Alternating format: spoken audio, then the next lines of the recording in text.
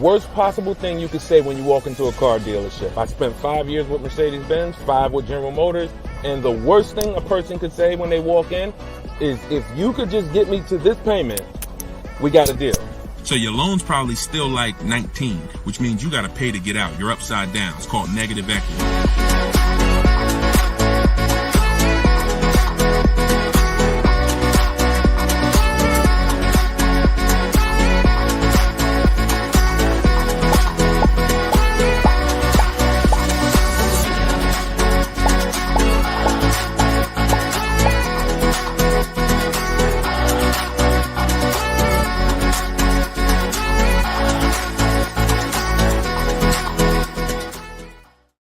Welcome, everybody. Welcome to episode 7, I believe we're on, of Car Shopping Questions and Answers.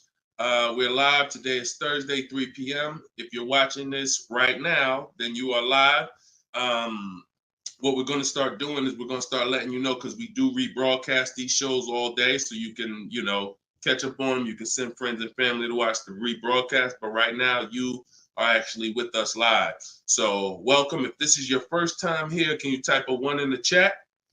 Shout out to the first time people. I just want to see how many people are new. You've never seen me before. You've never been on a live show. Okay, Troop Chat, I see you, Troop Chat. Good to see you. I always like to know, because most of you probably have never been on a live with me before. What's up, Black Hummingbird? Great to see you. So hold on, I got Instagram on my phone here. And as you come in, first of all, I want to introduce myself, because you don't know me. My name is Deshone. I go by Deshone the Auto Advisor. I spent 14 years in the car business, 5 with Mercedes, 5 with General Motors, and 4, I ran my own brokerage. Now what I've been doing since 2020 is showing you how to get below market car deals on purchases, leases, used cars, new cars, everything from home. I'm the author of the book, the digital book, Cars from Home, 7 Steps to Saving Time, Money, and Avoiding Dealerships. And during the show, for 30 minutes, as part of our welcome offer, you can get your copy for 75% off. It's normally $97, but in my TikTok bio, in my Instagram bio, and in the comment section, you can grab your book. You won't leave the broadcast, so you can make sure you get there before the countdown, but you'll still be here tuned in with us. So I want you to start typing your questions, and then Dolan, who's moderating, is going to pull them into the show, and we'll answer them one by one. Okay? Start typing your questions. I see we already got one from Michelle here on TikTok. Bounce back. Type your question on Instagram. I see you. Type your question in. And could everybody who shares, share? I'm only talking to the sharers. I know who y'all are, and I'm talking to y'all. Shout out to the sharers. And I'm still trying to find out. I might do a giveaway once a show for the sharers only, but I'm gonna have to figure out how to see them. So I got to figure out, maybe you screenshot that you shared, and we trying to do something special for y'all above and beyond, because we can't grow this show without y'all. The ones who tell your friends, the ones who invite your friends, the one who tag your friends, the one who hit those share buttons. Appreciate y'all. So we got something coming for y'all very soon. Okay? So pull the first question, and Dolan, let's get the show on the road. Okay, this one from TikTok. Leasing and maintenance versus purchasing and maintenance.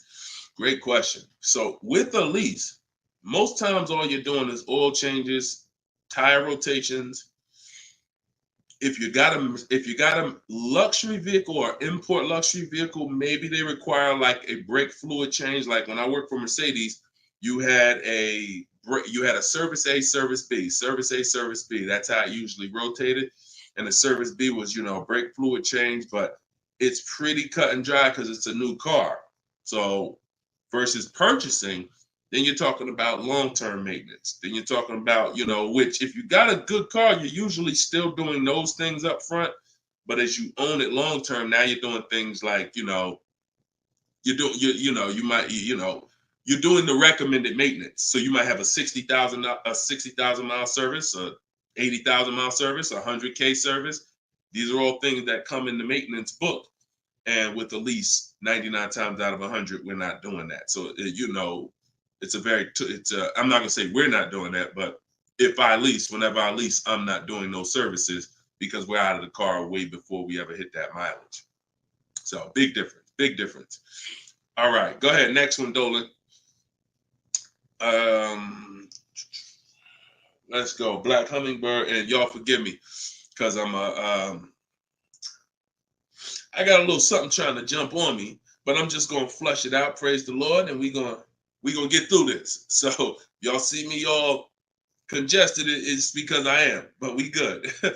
My car was totaled in an accident. Sorry to hear that. How long should I wait before I get another one? How long can you wait? You know, I'm not a fan of shopping with my back against the wall, but I'm a fan of, you know, if you are you going to be in a rental car? Are they giving you a rental? Sometimes you only have 30 days with the rental before you have to pay. I don't know if you have a backup car, but you know, that's going to depend. So what you need to ask yourself right now, because you have to replace that car eventually, I want you to ask yourself, and everyone on here, I want you to answer this question: how many years are you keeping in that car that you're buying? But first of all, who's shopping for a car now, or you will be in the next 12 months? Type me in the comments. If you're shopping right now, like Deshone, I'm in the market right now, or you will be in the next 12 months, type me in the comments. Okay, I see you on TikTok. Anyone shopping for a car? Michelle, she's shopping. Okay, if you're shopping for a car right now, or you will be in the next 12 months, type me in the comments. All right, Black Hummingbird. Yep, I see you. El Rel on YouTube, I see you. Jesus on YouTube, I see you. All right. The first question I want y'all to answer, everybody, is how many years you're keeping the next car? How many years are you keeping the next car? This is very important because this is the buying versus leasing question. How many years are you keeping the next car is the buying versus leasing question. So your Black Hummingbird, when you shop, is going to depend on how long you have. If you got a backup car, then there's no rush. If you don't have a backup car, then you need to find out, are they giving you a rental? You know, because that's going to dictate. I can't really give you any more information without knowing that. So if you want to tap in, follow up, we'll try to get your follow-up question here. All right, go ahead, shoot the next one up, Dolan, and let's see if we can get the follow-up for Black Hummingbird. I'm shopping by used. I don't even know what that means. Go ahead, Dolan. Okay, this one's from TikTok. My third live, I need a used car by June 1st, so lost.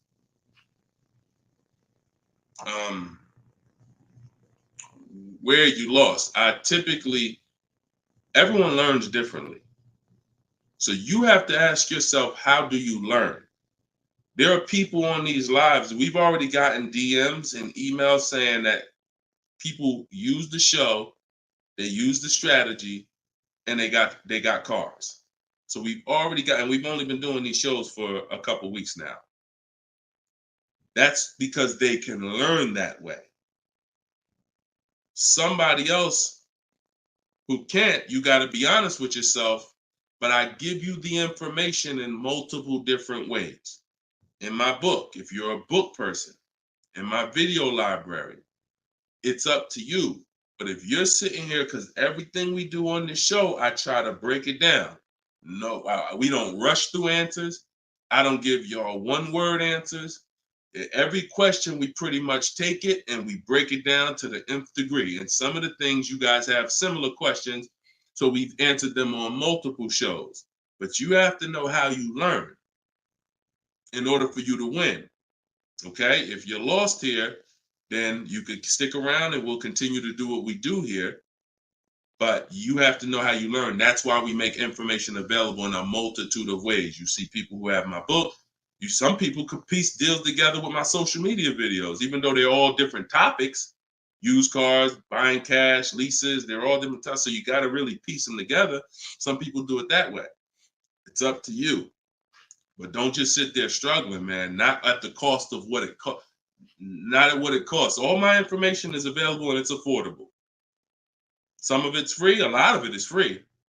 But every single product I offer, from my coaching program to my book, it's all affordable. So get in where you fit in, brother. That's really the best advice I could give you. All right, go ahead, Dolan. Shoot the next question.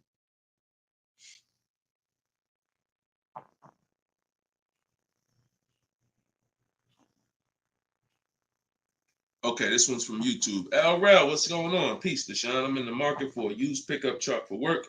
Never had one. How do I narrow down a reliable make model?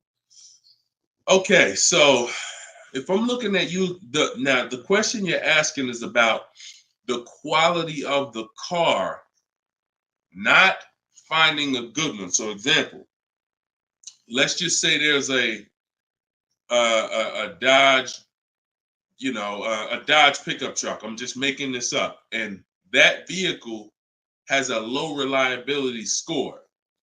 It doesn't matter if I go find a good one and I use my steps, the steps I'm going to go over with you to find a great used car, because the car overall has a low reliability score. Some Nissans have a low reliability longevity score because of their transmission.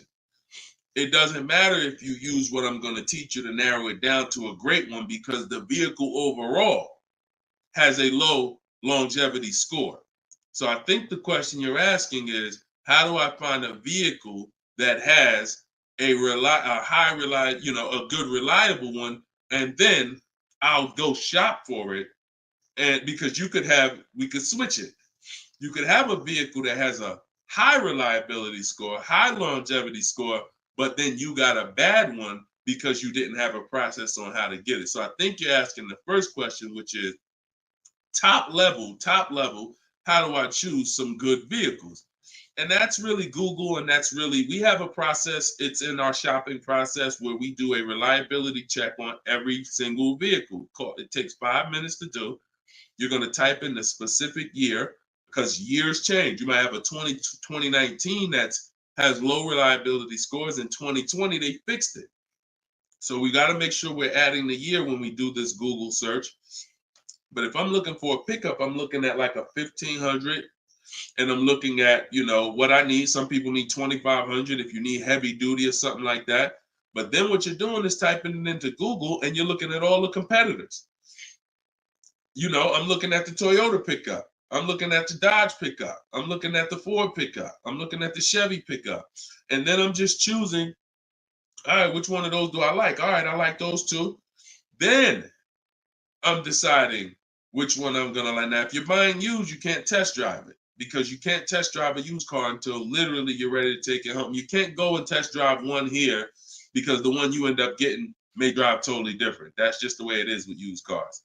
So oftentimes what you're doing with used cars is you're looking at it, you're looking at videos on YouTube, but you're going to narrow it down to what you like, usually what you see in supermarkets, parking lots, on the road. Oh my goodness. Lord Jesus, help me get through this. And then what you're going to do is you're going to do that reliability check. So you go to Google, you type in the year 2019 Toyota Tundra reliability. Then you're going to skim that first page. So that first page of articles is going to tell you all you need to know. If you see low scores, if you see 7 out of 10 reliability, just skim that. Don't pay attention to any site from a dealer. This is part 4. This is in my book, because this is step 4. Because the next step after this car passes this test is now we're going to shop for it. You can't skip this. So that's why this is a really good question.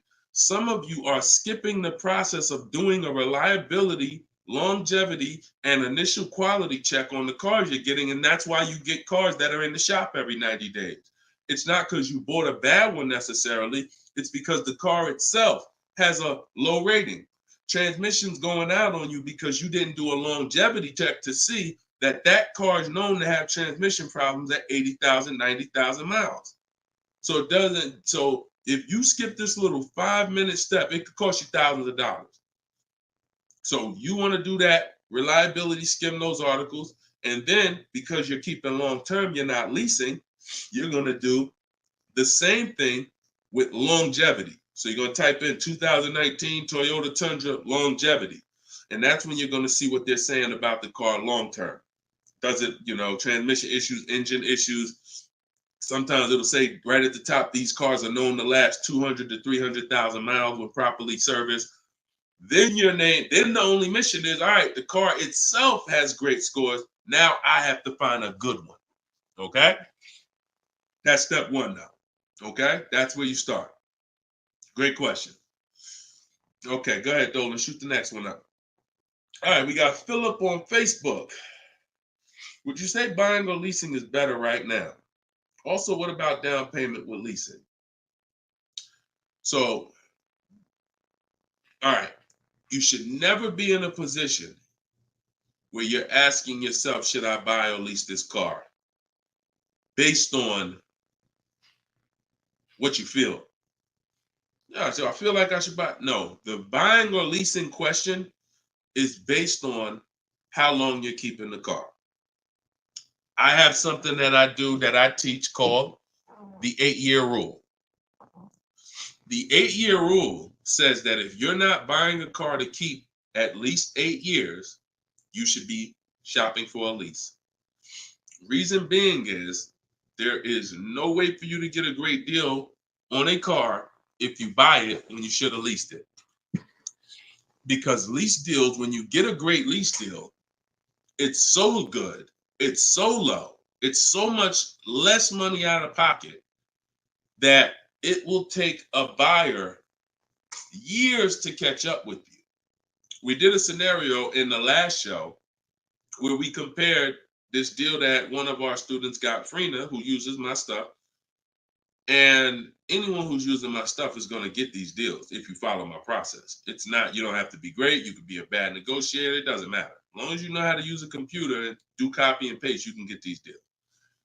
But we compared her deal, which she got at $579 a month on this $65,000 car, and we compared it to a purchase, which would be literally $900, $1,000 a month. So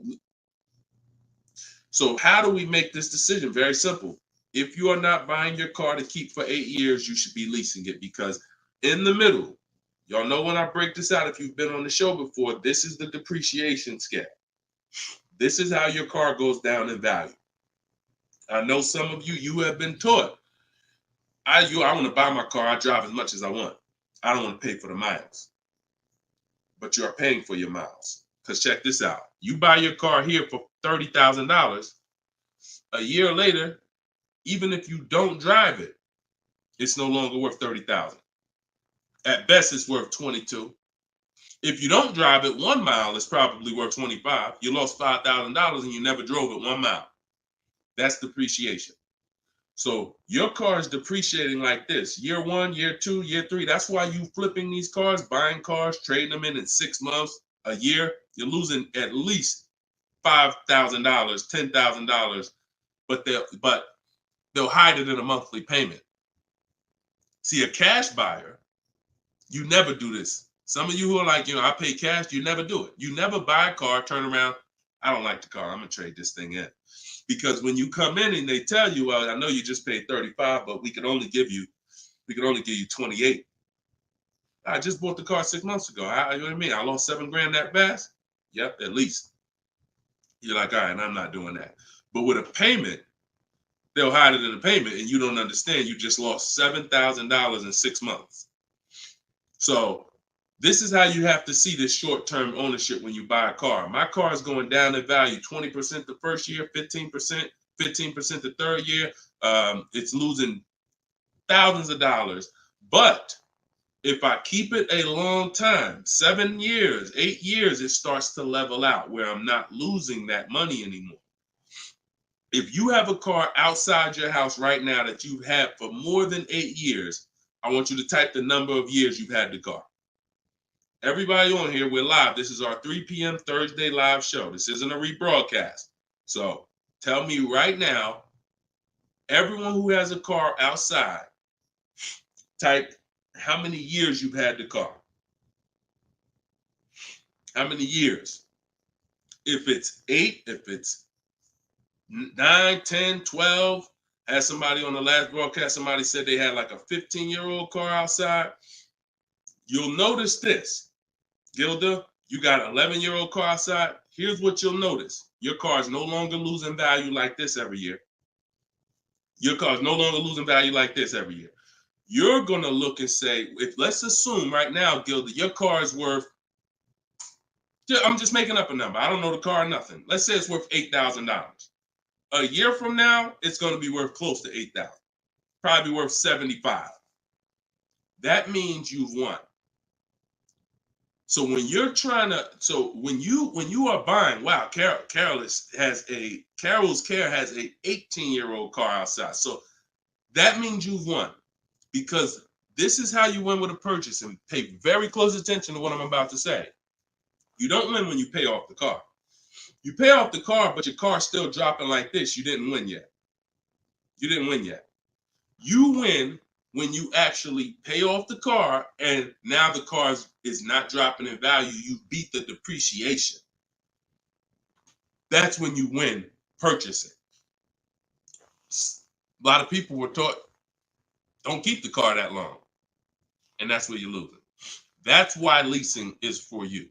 Because there's only two ways you're going to avoid those hits. You're either going to keep the car long enough to get to where people like Gilda and Carol are.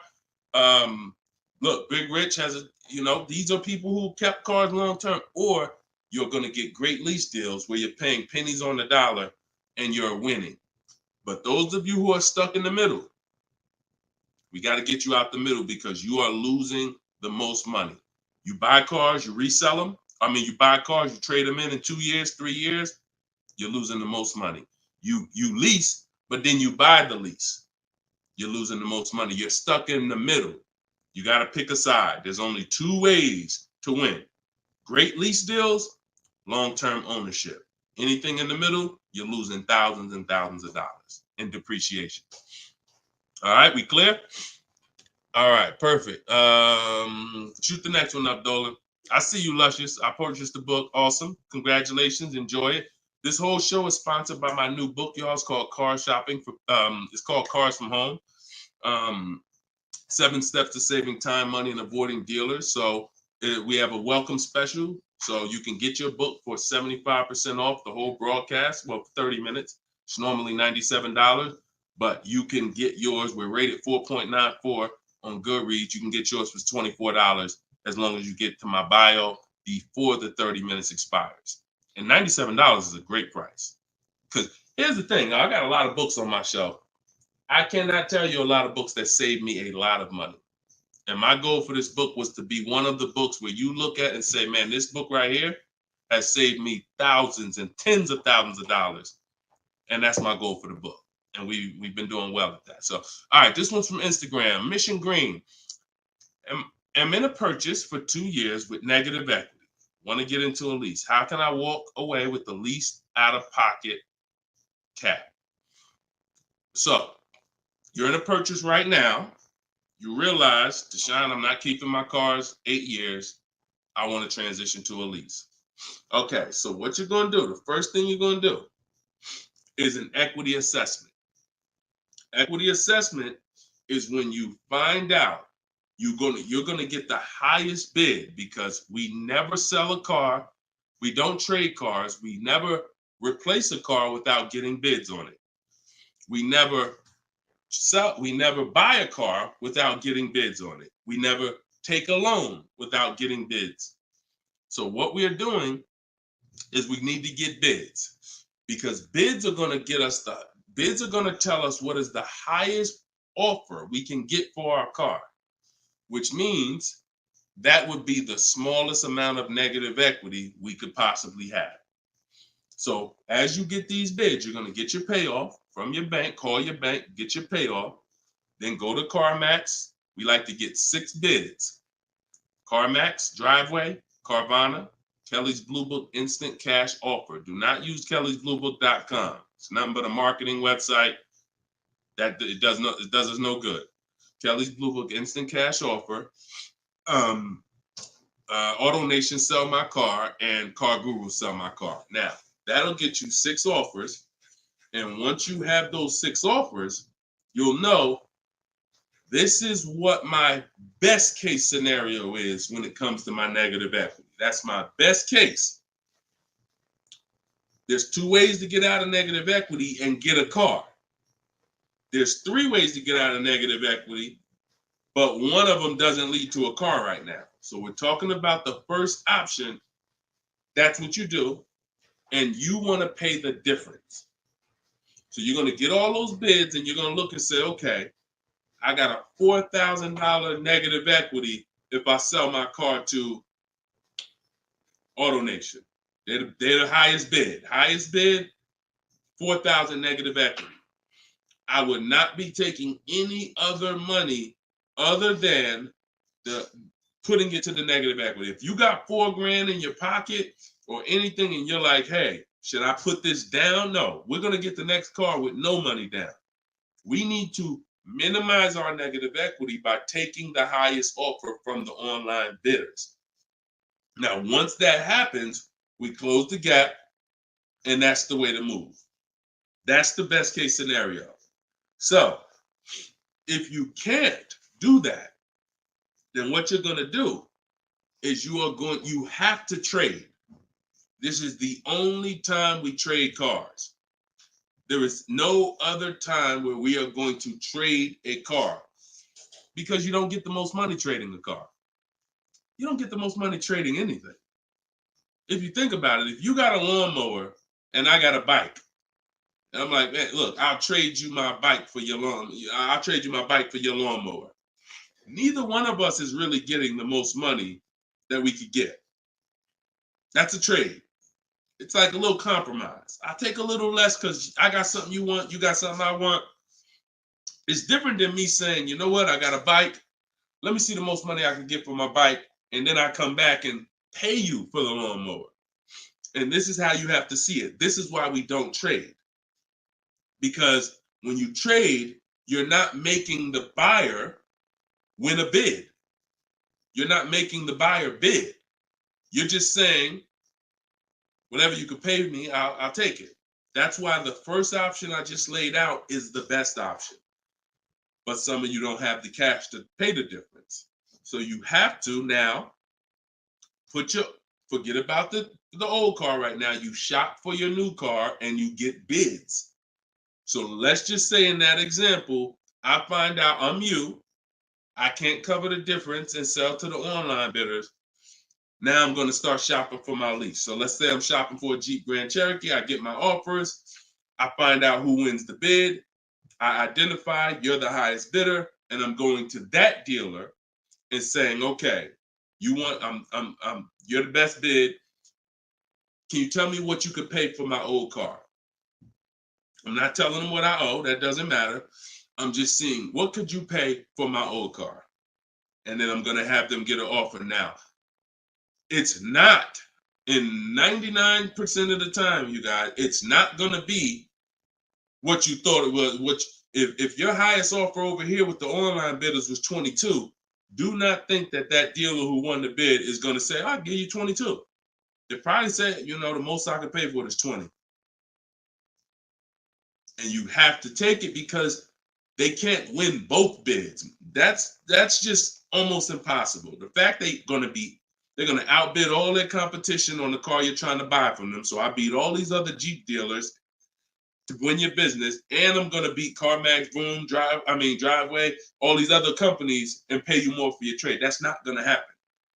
So that's why I say the first option is the best, because the second option, you're going to have more negative equity because the dealer cannot pay as much as the online bidder. So now that's what you would do, and you would tell them, okay, please add it to my deal, and you'd have to roll it into the lease over there. Third scenario where you can't get out is if you have too much negative equity. You're either going to need cash or you're going to need to pay the loan down. It's that simple.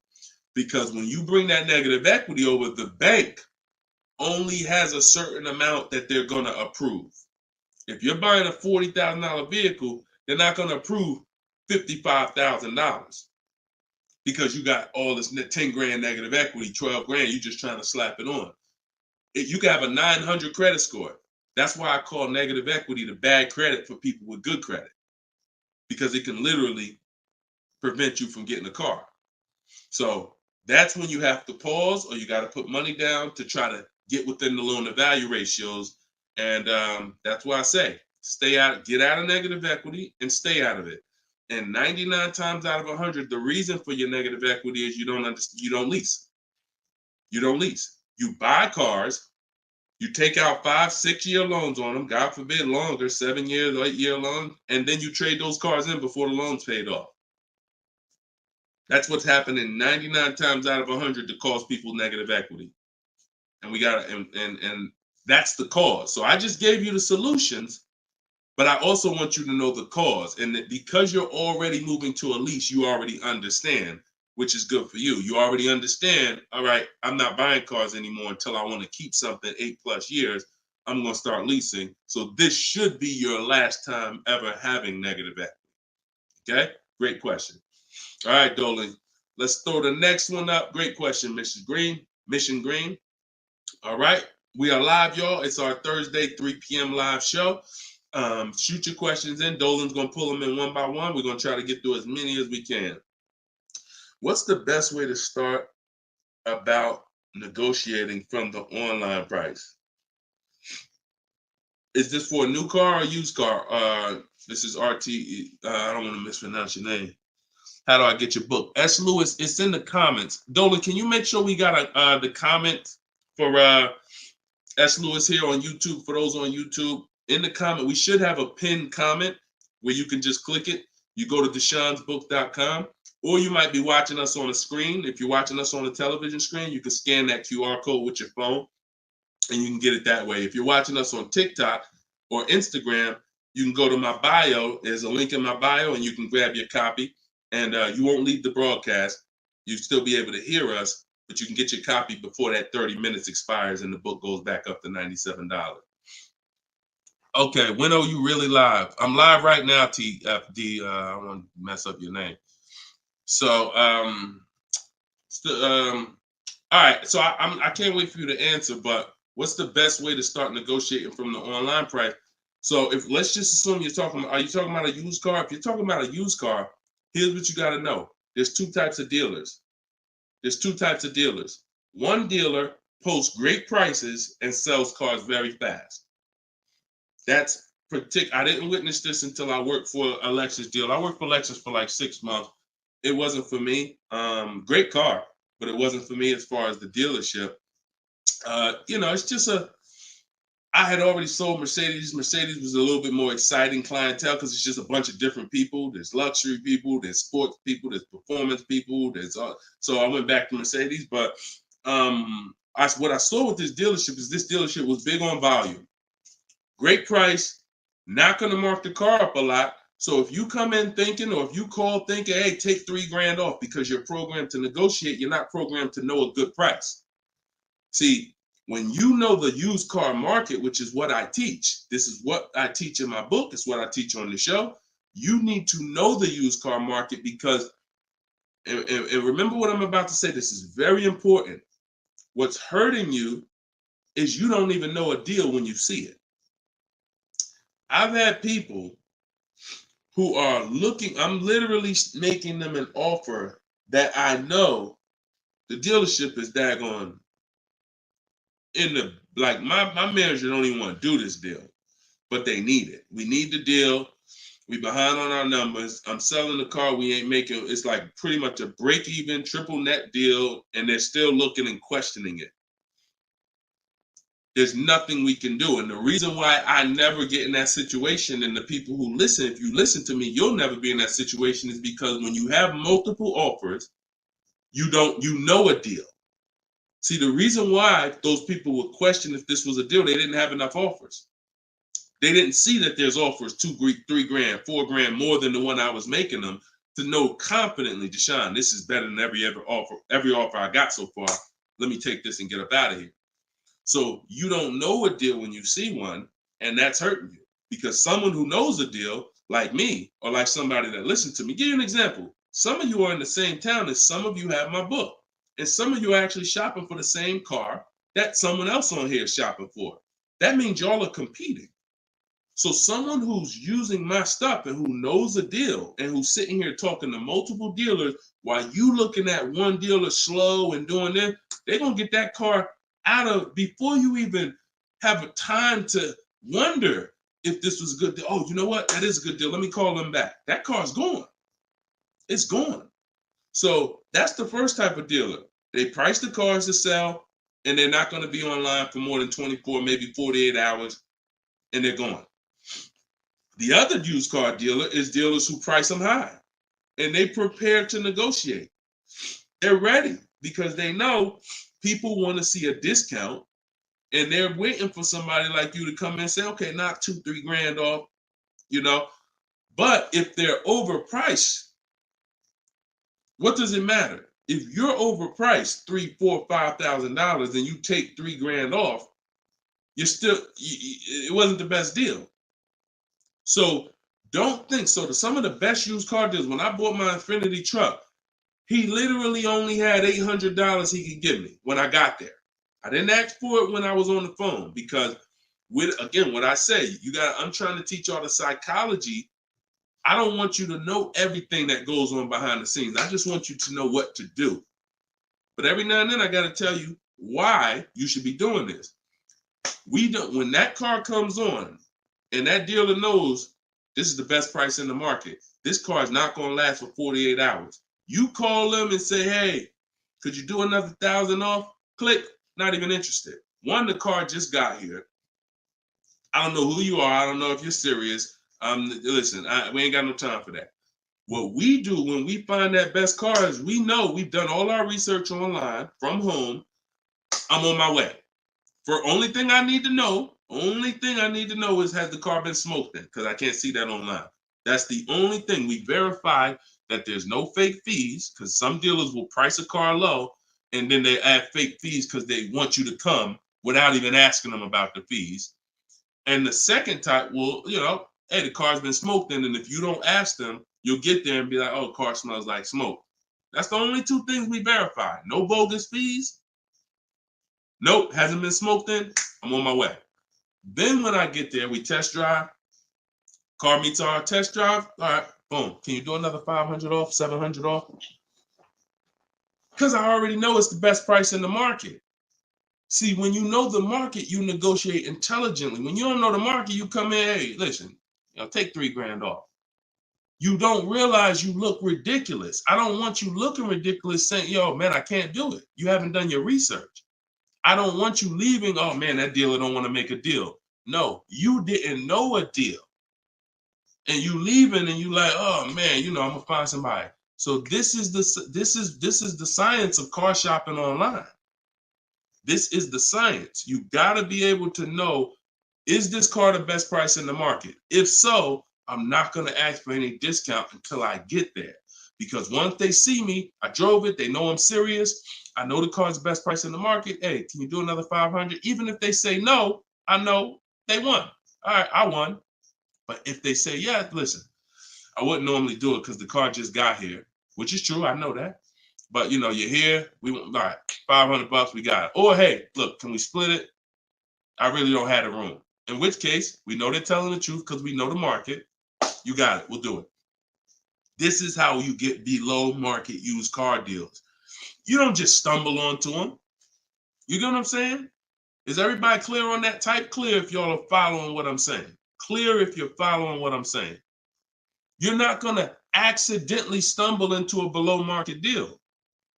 It takes strategy to get below market deals. If everybody could get below market deals, they wouldn't be below market deals. They'd be average deals. Does that make sense? All right, glad we clear. I see you, Michelle. All right, shoot the next question up, Dolan. Let's roll. Let's keep it going. I see you, Rose, on Facebook. All right, Blooming Chosen One from Instagram. Almost done closing at 1%. Let's go. Come on. Come on. That's what I want to hear. Come on. If y'all don't understand, Blooming Chosen One is about to close a 1% lease deal.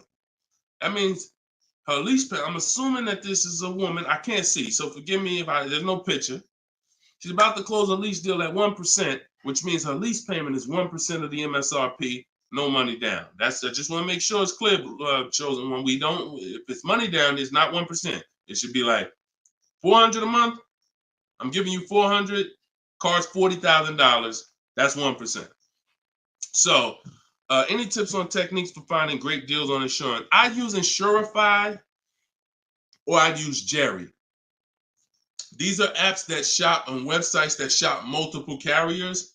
And I know it's Kayak and stuff like that, but what I found is Insurify has like insurance companies that we don't know about. It's painful shopping for insurance unless you have something that's actually, because think about all the insurance companies around us that will want to give us auto insurance. We don't know about them now. Small companies, they don't have the advertising budgets. So you want a tool that's going to connect you with all these insurance companies, not just the big name ones that we all know, Liberty Mutual, State Farm, that got the, $1 billion marketing budget. Some of the smaller insurance companies, we want to get those offers. And so Insurify.com, I'm not sponsored by them. I just love multiple offers. So I love multiple offers. And so any tool that gets me multiple offers on anything, I love. So yeah, that's what I would say. So keep me posted. I told you, I want to see your deals. See, she didn't even say what car she's looking at. That's how we know. See, people with no skills, all they talk about is the car. Just got the new Range Rover. Yep, just treated myself. Retirement gift. All they talk about is the car. And I'm not stepping on your toes, but you like Deshone, that's me. That's me. I know who I'm talking to. When you start getting skills and buying cars, making people bid 90 minutes from home, using my systems, the first thing that you're excited about is the deal. The car's second, but the deal's, once this deal's closed, now I'll get excited about the car. All right, good job. Great job. I love it. Go ahead, shoot the next one up, Dolan. All right, from TikTok. Is it true that there is no need for down payment? That if you do it, it goes to the salesperson's commission. If you do it wrong, if you are doing a down payment, it's between you and the lender. If you go in and you're a payment shopper, then your down payment is usually going to go to commission. A payment shopper says things like, how much does that car cost a month?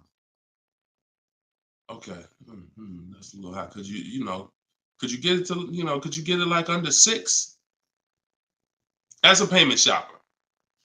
No idea about the numbers, just talking about payments. If you stop doing that, and if you've done that, see, I don't want to, look, I hope we're building a community here where people could be honest. If you've done that, type ouch in the comments. If you've gone into a dealer, looked at a car, said, how much those run a month? What kind of monthly payments are on those? And I know that there's some people who are not gonna be honest, but this is how a lot of people shop. It's a payment thing. Yeah, okay. I appreciate it. I see. All right. I see we got some. All right, we got some people being honest in here. I see you. I see you, Michelle. I see you, Bye Lion. Not Michelle. So that's where you get in trouble. So what do you do outside of that? You separate the payments from the car. The payment you handle when you're shopping for, look, Byron on YouTube said, ouch, just experienced this past weekend. It's terrible out here. It's great out here for us, okay? It's terrible when you have no strategy. It's terrible if you're winging it. It's great out here for us. Like, and I'm not even saying that, underplaying that. Like, I've been doing this so long, and I got just so many people that done learn from me, and so many people getting cars. I got a private group, so I get to see this stuff. You know what I'm saying? I get to. If you guys been on these shows, I share people's stuff. I share Tope stuff, Greg's deal. This is our book, 4.94 on Goodreads. Get your book 75% off, or you can wait and miss the 75. You can pay 97. Either way, it's worth it. Either way, but $24 is better than $97. In my TikTok bio, you got 30 minutes, or in my Instagram bio. But check this out. Kimberly's deal. She saved 20 grand off her Maserati. Look, Bonita, middle of the pandemic. So we've been hearing since we started this whole thing, yo, it's terrible out here. Man, there's no deals out here. Middle of the pandemic. Look, December 2022. Blood in the streets. Kia Telluride, one of the most popular vehicles of the last 3 years. Bonita, from home. Kia, 2023. 600 down, 600 a month. People paying $800, $900. There's people right now that's going to watch this broadcast that has this particular car paying $700,000, $800,000, $900 a month for it. This same vehicle. So, Charles, Hyundai Palisade, top 5 most popular vehicles the last 5 years in this category. Look, $597 a month, $48,000 truck. So it's what you know. In fact, it's what you don't know. So I would tell you, yes, when you are winging it, when you shopping, when you just winging it, yeah, Byron, it's gonna seem like, man, it's horrible out here. When you step back and start using my bidding systems and letting these deals come to you, letting loans come to you, you're gonna feel like you're in control. You call the shots. Okay? So that's what I want everybody to know. It's all perspective. You know, somebody who's never had a fight in their life may be like, oh, shoot, I'm gonna lose this fight. Mike Tyson, he's not worried about losing a fight. And I hope he's not throwing this fight. So, another end. It's all about what you know. You learn better skills, you get different results. You keep the same skills, keep shopping like our grandparents shop, keep shopping like our parents shop when there was no internet, keep shopping like it's 2005, you're going to get those same results. All right? Everything I'm talking about, y'all, is in my book. This whole show is sponsored by my book, Cars from Home, 7 Steps to Saving Time, Money, and Avoiding Dealerships. My whole shopping system is in there. You can get yours in my bio. I just said that. So go ahead, Dolan. Shoot that next question up that you had up on the screen. My lease is up this year, but I'm over 4,000 miles, and a car dealer just told me if I lease again that I'll have to pay for the over miles. What do I do? Okay, I want you to know something, and I want you to hear me clearly. Dealers who tell you they'll cover the mileage. I know some of you have heard this in the past. You know, my dealer said if I release a car from them, they took care of the mileage for me. No, they didn't. No, they didn't. Mileage is never taken care of because mileage is between you and the bank. You told me you were going to drive this, the bank, not the dealer. Dealer has nothing to do with the car. Once you drive off the lot, it's between you and the bank. It's between you and the leasing company. So when you go over miles, the bank says they told us they were going to bring this car back with 36,000 miles on it. They already have an estimated value of what they're going to sell the car for, and it's based on 36,000 miles. That's why if we're under miles, we always do an equity assessment. You're going to do this either way, Miss B, but this is one of the main reasons when we're under miles, it doesn't matter, because if we drive less than we told them we were going to drive, we want to see if there's any equity that we can actually pull out. If you didn't know you can sell a lease, yeah, that's another discovery. Aha moment, you can. We've been doing it for years. So, but going back to this case, if you're over miles, you got to pay for it because you can't give it back to them. It comes out of their profit. So what do we do to try to minimize this? One, we don't let a dealer tell us we're going to work this out for you. We have to do our own equity assessment. So you want to see what your position is. You want to call the leasing company, get your payoff. This is the second step in my process. Once you know whether you're going to buy or lease again, that's step one. Now, if you have a car to replace, you own it, you lease it, doesn't matter. Anything you're replacing, we got to do an equity assessment on it. So we're going to call the bank, get our payoff. If it's paid off, obviously we don't have to do that. And then you're going to get that payoff, and then you're going to get those offers I talked about earlier in the show. If you missed it, I don't want to go through the whole equity assessment process because we already did it. And for the people who've been on here, I don't want to repeat the whole thing. But if you go on YouTube, if you go on Facebook, you'll be able to see the broadcast. Go to the section on equity assessment and follow that process, because you need to see, can I sell this vehicle and break even, get out of it, or if I have a mileage penalty, you know,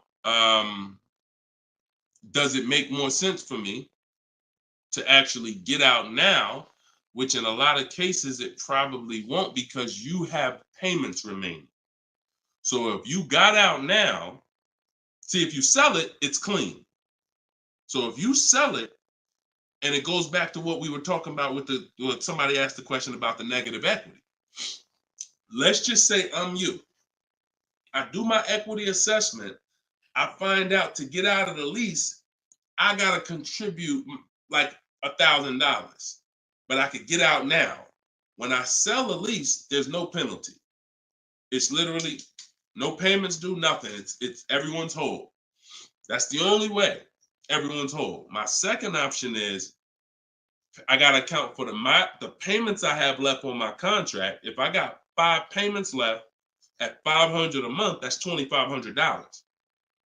Does it make more sense for me to get out now and pay those payments?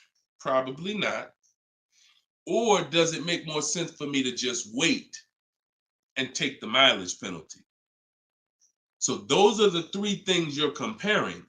Selling the car, and you're seeing what's the least money that comes out of my pocket. What's the best of those things? Selling the car, getting out now and taking the payment hit, because all those payments are going to be due. They're going to have to be rolled over to your next vehicle, or driving the car until you get close to the end of the lease, and maybe maybe it depends on how much you drive per month, and maybe you're 8,000 miles over, and that's a $2,000 mileage penalty. So these are the things you have to think about. But I'm telling you that if you just walk into a dealer and say, hey, could you work this up for me? Now you don't even have the luxury of guaranteeing you got the best price on the car. So now, because they see you as desperate, oh, she needs help, she don't know what she's doing, so let's just work these numbers, move these numbers around, and tell her, hey, we got you to this payment. Does that work? Now you're a payment shopper and you don't even know. Just give me to a monthly payment that makes sense. You didn't realize that you overpaid, and they're packing that deal, and you overpaid by probably $4 or $5 grand because you wanted to let them do it. So those are 3 scenarios, and it all starts with the equity assessment. Because like I said, you might be able to do that equity assessment and find out, oh, I could come up with $1,000 and I'm out of this thing clean right now. Or you might break even. It depends. That's why it's always an equity assessment. Equity assessment is probably everything in our process is important, but my God, skipping the equity assessment, you're skipping probably half of your transaction. Okay? And if you don't know how to do equity assessment, watch the show earlier. If you have my book, it's all in there. It's up to you. Go ahead, Dola, shoot the next question. Bought your book. Thank you for doing this. Thank you, Michelle. Enjoy it. Use it. Use it and win. For the rest of your life, use that book. And it's a digital book, so you don't have to worry about when it needs updating. I just update it. You'll open it one day. Like, let's say you get your car now. A year from now, you open up that book and you're like, all right, I need another car. My spouse needs a car. My child needs a car. Man, wait a minute. There's different stuff in here. That's why you always keep the email I send you with the master link in it, because that's where I update the book. All of you who got the book, when you download it, don't save the email, because when you click that master link, that's where I update the file whenever something changes. So, and I couldn't do that with a print book. I can only do that with a digital book. Yeah, don't worry. I don't do trades, J. Paul. So if you ever see somebody selling crypto, all of that, like anybody with a decent amount of followers is going to have knockoff accounts. Like, I do car education. That's all I do. I don't do crypto. I don't do none of this other stuff. It's been fake Deshone the Auto Advisor accounts since we was on TikTok. We got 1.5 million followers on TikTok. The fake Deshone the Auto Advisor accounts started popping up. Nothing we can do about it. You got to watch it, though. Watch it. Okay, this one's from Instagram. Considering a lease of a Lexus electric vehicle. First time lease customer. Do you have any advice shopping for a lease premium electric vehicle? Same process. Same process. My system doesn't change. I'm gonna tell you, there's only one scenario where it changes, but electric cars, look, doesn't matter. Look, Look at Sean. Bids. F-150 XLT electric. Bids. $73,000 vehicle. He got it for 57. He saved over 20 grand. Bids. That's electric. Electric. You don't know what rebates there are. You don't know what's what. Rolls Royce. Bids. Popular cars. Bids. Exotic cars. Bids. Doesn't matter. Process is the same. The only time that bidding is not called for when purchasing the car is with Tesla or any manufacturer where the price is set. No matter where you go in the country, it's the same price. You buy Tesla in New Jersey, same price in California, same price in Minnesota. One price all around the country. You order the car. That's it. I don't care if you have GM supplier pricing. That everyone's doing a different price. Some people are not going to tell you. They won't tell you what the rebates is. Some people, oh, Deshone, I'm a Ford employee. I get Ford special pricing. Bids. Because 80% of dealers are going to lie and not give you the real Ford special pricing. Everything is bids. Put everything under there. All right? Go ahead, Dolan. Shoot the next one up, brother.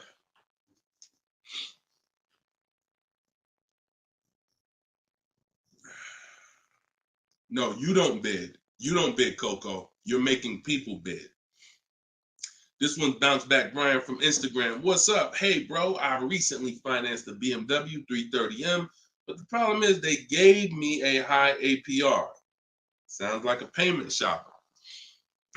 Listen, we got to take responsibility. You accepted a high APR.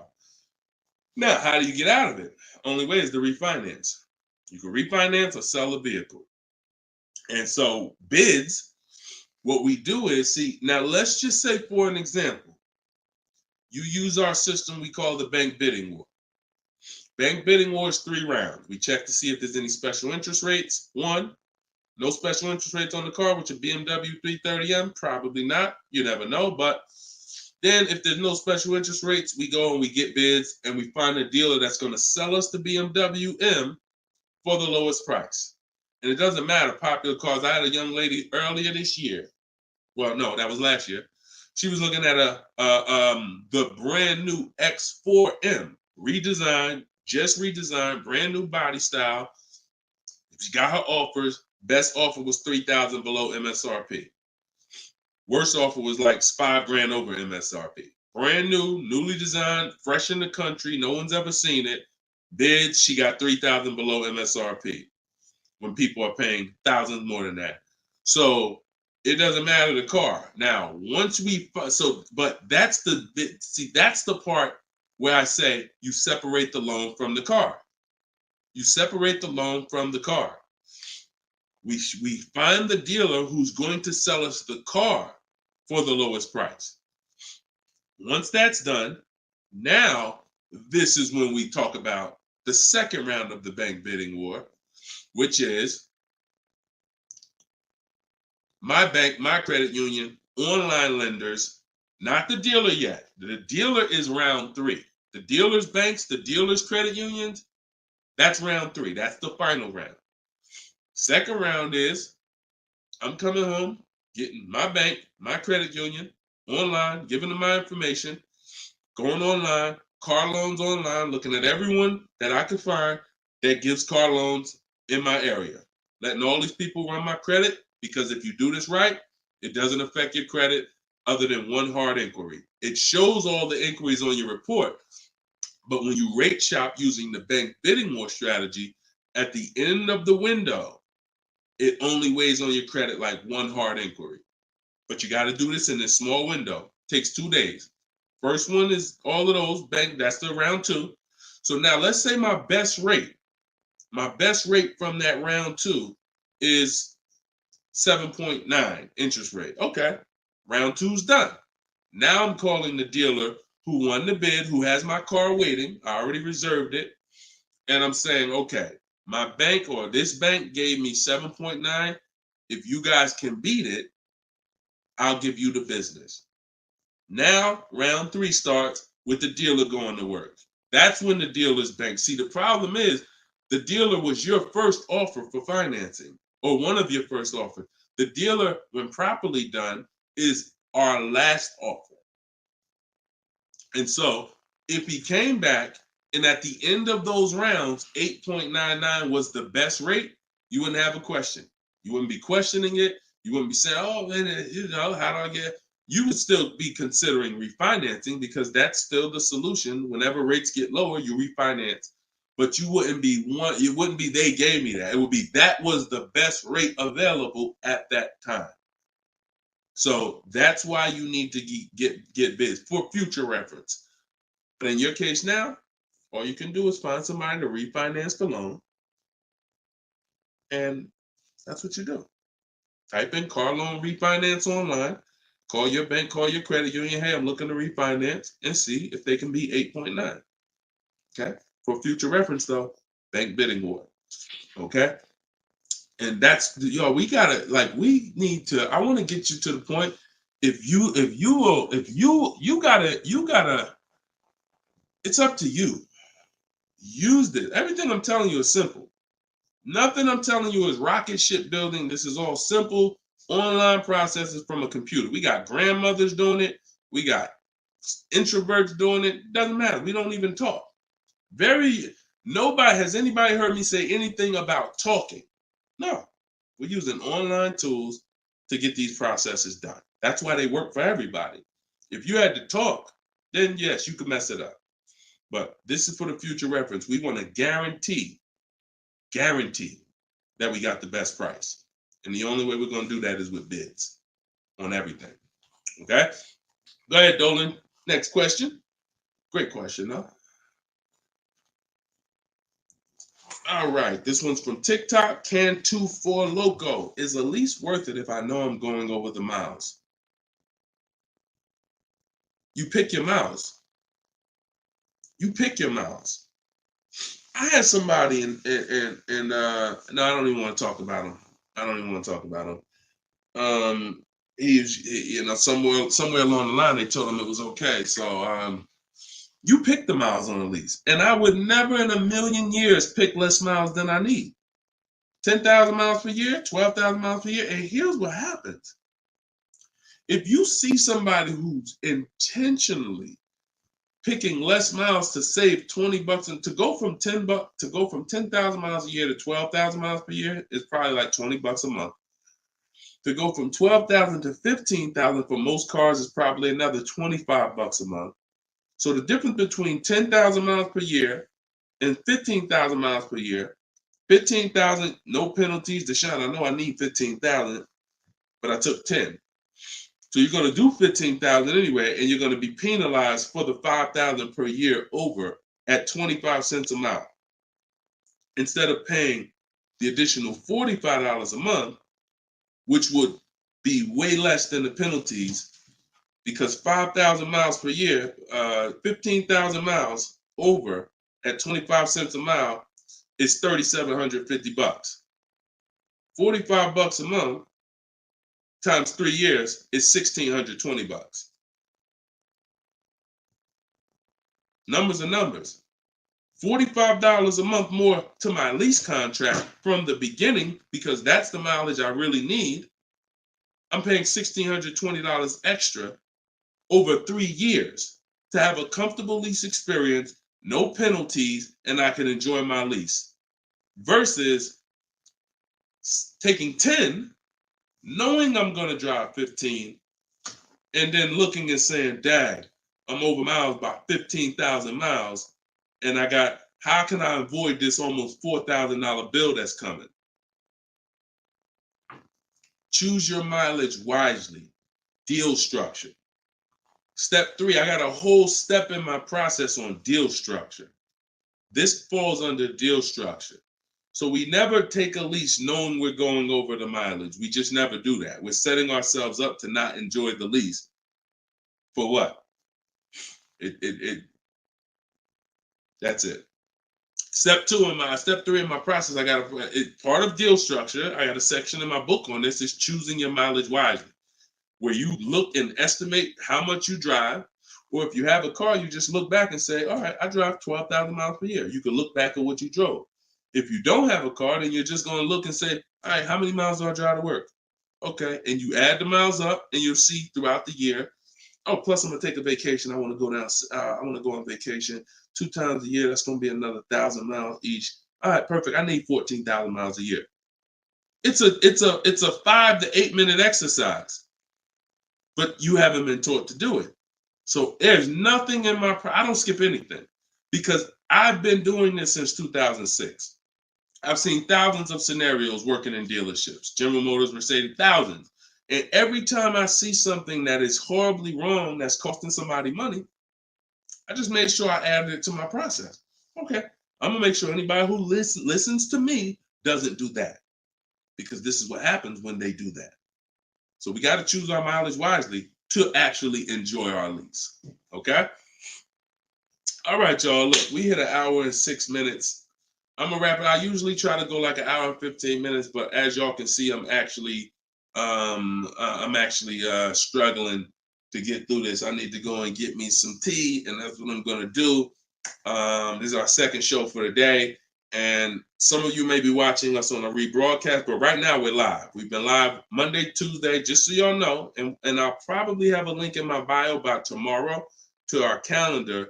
But most days we're going live Monday and Tuesday, Thursday and Friday. We're going live at 12 noon Eastern time, 3 p.m. Eastern time.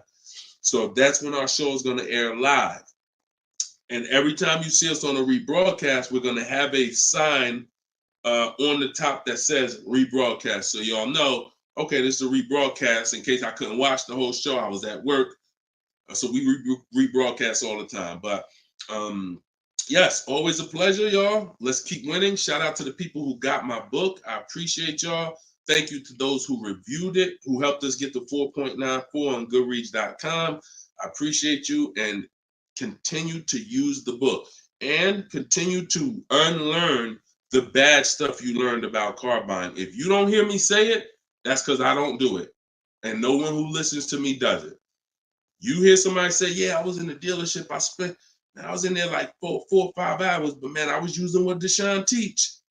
He wasn't using what I teach, because we're not in dealerships more than 30 minutes. He wasn't 30 minutes tops. If we in there for more than 30 minutes, you could clearly say, this ain't what Deshone teach, because I'm only here to test drive, or I'm only here to pick up my car if they don't deliver. That's the Cars from Home way. So you can get your book in the bio, 75% off, as long as you didn't miss the countdown. Even if you missed it, it's $97. Great price, but all right. Let me get up out of here, y'all. And always a pleasure. God bless y'all. And make sure you like and subscribe if you enjoyed the content. Tell a friend. All right. I'll see y'all on the next show. God bless you all.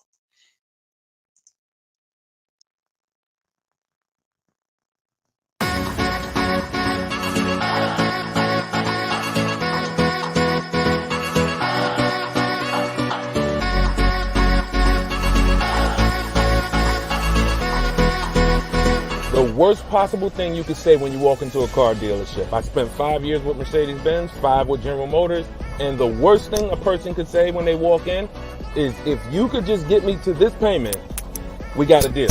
So your loan's probably still like 19, which means you got to pay to get out. You're upside down. It's called negative equity.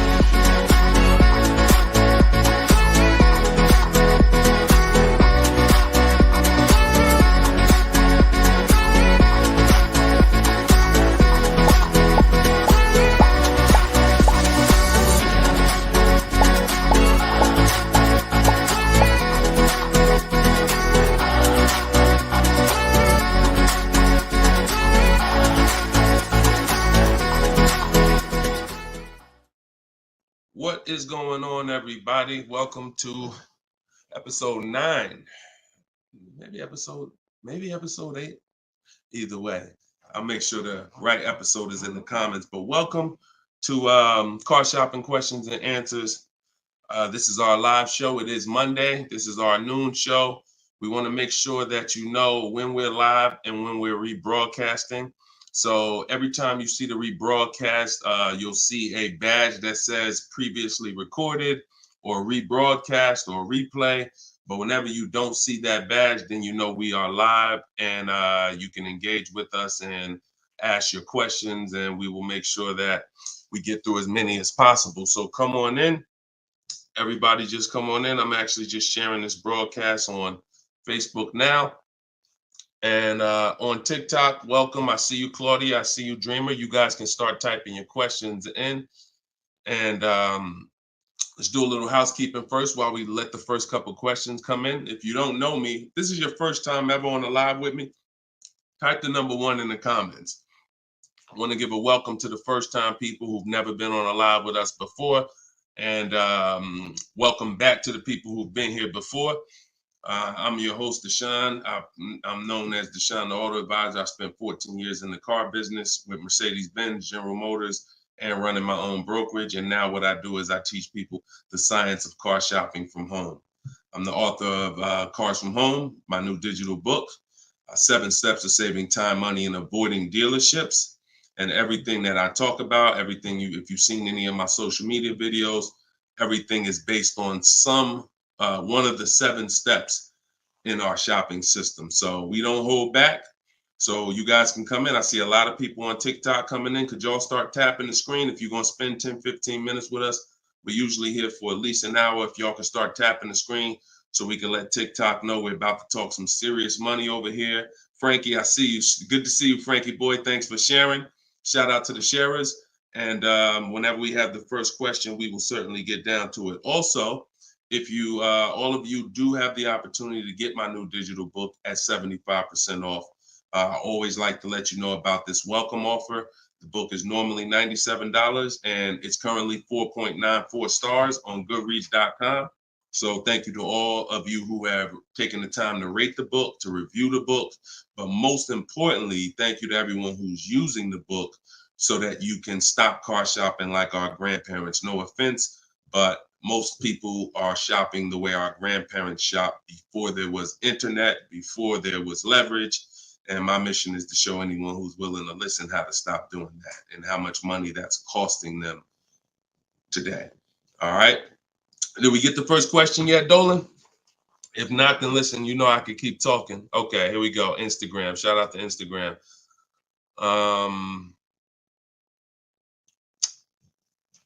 All right. How long should you wait to refinance? It's a good question. I would refinance when it makes sense. If you have rates are high right now compared to where they were a year ago, 2 years ago, 3 years ago. So if you guys are in a higher interest rate than you could qualify for today, then you want to refinance as soon as possible. If you have an 8% rate and you could refinance to a 6% rate, you guys know on this show, if I talk about the money, 2% on a $30,000 loan is thousands. That's not hundreds. So if you have it, on some of you have improved your credit. So you may have had a lower credit score a year or 2 years ago when you got your car, but now your credit score is higher. So you want to make sure you are following this guideline though. Most of the people who want to loan you money want you to take more for longer. That's just what they want you to do. I am of the mindset of you don't want to stretch the loan out long. You don't want to stretch the loan. You don't want to stretch so if you've already paid for a year or two, you don't want to stretch the loan out longer because they'll want you to take it longer. They'll tell you right up front, if you take a 6-year loan, your payment's going to be this. Meanwhile, you've already paid for 2 years. Don't fall in love with the new lower payment. Fall in love with paying as much as you can at the higher interest rate. So if you can pay a higher payment for 4 years, pay the highest payment you can to get the loan out of the way faster. Don't be tempted to stretch out the loan and go longer with it. Or else you're falling into that trap. Like I said, people want to loan you money, want to lend you more for longer. They take it for 6 years. You could always pay it off earlier. They're hoping you don't. Okay, so that's typically the rules of thumb that I like to follow. All right. This is from Instagram. Well, this is Luna. I was desperate and just got the first deal. I set a very high payment. Can I refinance for a smaller amount? Luna, weren't you on the show a couple of days ago? I was desperate and just got the first deal. I set for a very high payment. Can I refinance for a smaller amount? It's probably going to be early for you to do that. Did you? Hold on one second. If you hold on, let me open the Instagram comments so I could actually see. I know Dolan's bringing the comments to the show, but I want to make sure I could actually see the Instagram comments. Hold on. Okay. So because if you just got the vehicle, I mean, you could try to refinance, but it depends on how high of a rate they gave you compared to what you could have gotten if you would have followed like our bank bidding war process. You bought a brand new 24 Mitsubishi. Okay. Haven't you been on the show, Luna? This isn't your first time, right? You've been here. You've been with us for a couple. You've been with us for it was in December 2023. Okay. I appreciate it. Thanks for the information. That's why I wanted to see the comments so I could actually have the dialogue with you. Yeah, I mean, that's all you could do. You could try and you could try to refinance online. You can go on Google and type in auto refinance online and start to see what those companies look like and see if but you need to know your rate, and then you need to know what the companies that'll refinance you are offering you and see if it makes sense. If you got a higher rate than you could have gotten, then certainly you can refinance. If they got you the best rate that you could qualify, then you may have to wait a little longer, but usually, it doesn't hurt you to check, especially if you're in a considerably high interest rate. You certainly want to see if there's a possibility, because like I said, 2 points, 3 points on an interest rate is thousands of dollars, not hundreds. All right, TikTok, y'all gonna spend some time with us. Can y'all tap the screen and shoot the likes up if you're gonna talk money with us? Here's the thing, y'all. I'm gonna be honest with y'all. Y'all know I've been this way from day one, and I can't be any other way. I'm considering, and some of you know, I'm gonna tell y'all a story because I'm gonna keep this real, real, real, right? So in 2021, we did a podcast. It was called the Auto Advisors Podcast. The Auto Advisors Podcast got 10,000 downloads in the first 90 days, which was a great metric for a new podcast. I stopped it. You know why? Because we're in the way the podcast is, and I'm just keeping it 100% with y'all. I'm never going to stop doing the information, but if people don't engage with the show, then we'll just keep the rebroadcast going. The rebroadcasts are great. I'm 100 for my lifestyle, for my getting the information out. We do tons of free social media videos. I just don't want y'all to be questioning, Dad, why Deshone not doing the live show anymore? Because the live show needs to make sense. I've been telling y'all to share. I look at the shares. I see the people who come regular. I see not a lot of people share. All good.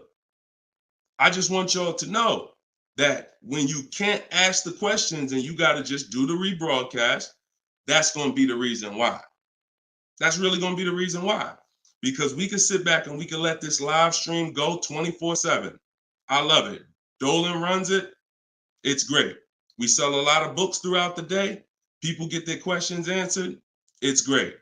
If y'all like Deshone, I would really like to ask questions and have the opportunity for my family to ask questions and get their questions answered, then y'all gonna have to show up. Y'all gonna have to show up. It's always been that way. Now, we're gonna have information everywhere for you. Free social media videos, my free masterclass is in my link in my bio. But if y'all want to keep this show going this way live and not just see 24/7 rebroadcast, then y'all gonna have to make sure y'all show up. And if we don't see the likes and we don't see the shares, then it's all good. That tells us everything we need to know. because there's nobody out there doing what we're doing right now. So if it was 20 other people doing these shows, then I understand. We got to make sure we're better than them. There's nobody doing what we're doing right now. So it's up to y'all. All right, so Dolan, let's go. TikTok question. Can I get a new lease with no money down and get the same car payment monthly, turning my lease in soon? But that depends on how good you're going to shop. See, if you got, a lot of people are going to be fooled into this conversation. Car salesman calling them saying, hey, I could get you out of your lease, keep your payment the same, and you'll be good. That's the conversation they're going to go for. Now they're going by 2021 and 2020, well, really 2021 payments, which were the highest in history. And what they're depending on is they're hoping that most people don't ask a question. You already been paying this, you already been paying the high payment. What if I could put you into 2024 for the same price? Meanwhile, those prices that you were paying were ridiculously high. All through the pandemic, most 99 probably percent of people were paying ridiculous payments. That's why I always show Bonita. So when you look at Bonita, Bonita is the one who got one of the most popular vehicles during the pandemic. It was a Kia Telluride, 2022. She got it for $600 out of pocket, $600 a month. It was like a 1.25% lease. How? Sitting at home and shopping offers. So to answer your question, don't comply. Your deal is going to be based on how well you shop. And what I'm teaching you to do is to stop going into dealers because 80% of them are overpriced. So you're going to go into a dealer, do your test drive, and then you're going to come home and you need to get at least 5 offers. Now you could do it my way. In my book, I have a strategy called the 25 to 5. We go online, we go to the dealer's websites, we put in what we want, 25 dealers' websites. It's a copy and paste template. Then we have conversations by email because out of those 25 dealers, figure about 10 are going to have a car we want. And then we're looking to get 5 to 7 offers. If you shop the right way, you're not shopping the right way if you don't see a $150 to $200 difference between your offers. You're just not shopping the right way because we know I've helped. Personally, we have about 1,600 people in our car shopping course, in my coaching program. And we probably have about 6,000 people who have my book. That's enough data for us to know when people send me their deals, 80% of dealers are overpriced. What's the message then? If you don't get 5 offers, you're going to overpay. Hands down. Not 3, not 4. Now, some people with Charles, if they're shopping for a really hot vehicle, like Charles got a Palisade a little while ago, he got 10 quotes. So he reached out to 35 dealers. But look what he's paying. $48,000, almost $49,000 vehicle, he's paying $597. And both of those deals were no money down.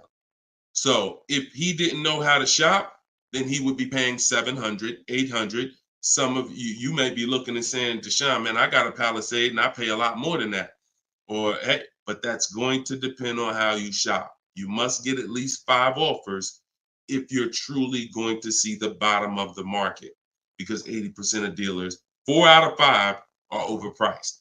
So certainly you could do deals with no money down. It's not even a question. And don't pay attention to commercials, because what you'll see is neither one of those 2 deals that I just showed you were from a commercial. They'll probably, when you look at what a commercial says you can lease a Kia Telluride for, especially or a Palisade for, especially a $50,000 Palisade, it would be a lot higher than this, and it would be with 1,000 down plus tax plus fees. That's why you can't pay attention to commercials. So that's the answer.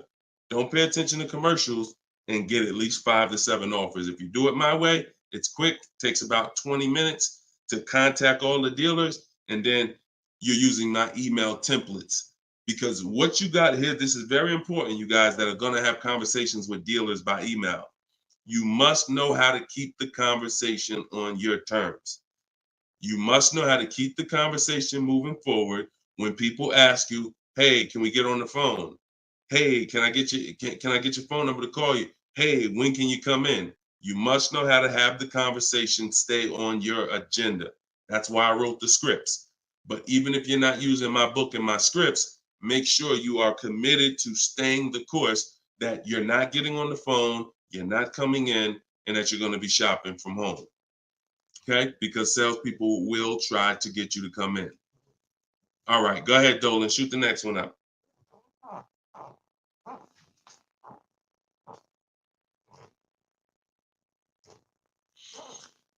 Okay. Hi, the dealer wants to run my credit card. I just watched one of your videos and you said don't let them do that. They want to run your credit card for what? Let's give Bless the chance to type. Are you purchasing something? They want to run your credit card to run your credit? Or did you mean they want to run your credit? What are they trying to run your credit for? I mean, your credit card for. Now, if you have made a deal with somebody, when we make a deal online, oh, you mean running your credit? For what?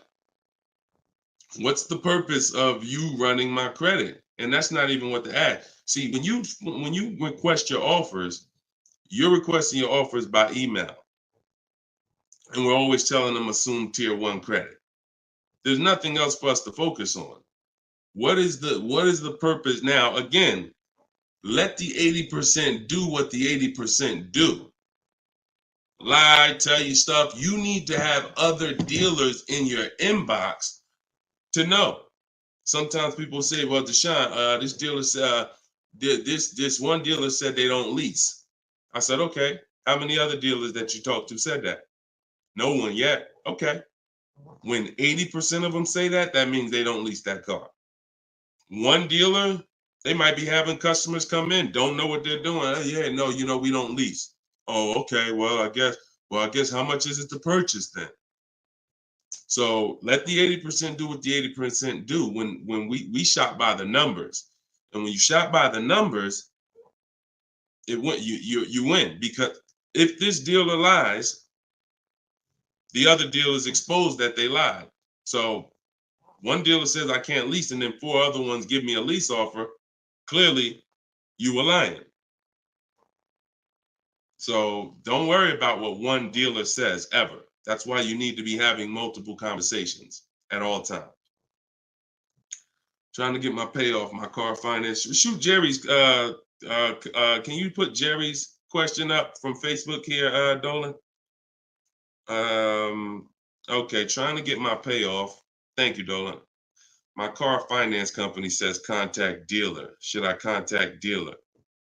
What the heck kind of broke leg, half-wit finance company you with if they telling you call a dealer for your payoff? What's the name of the company?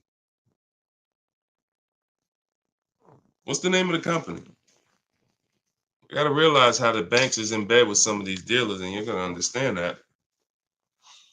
The dealers couldn't have did Hyundai.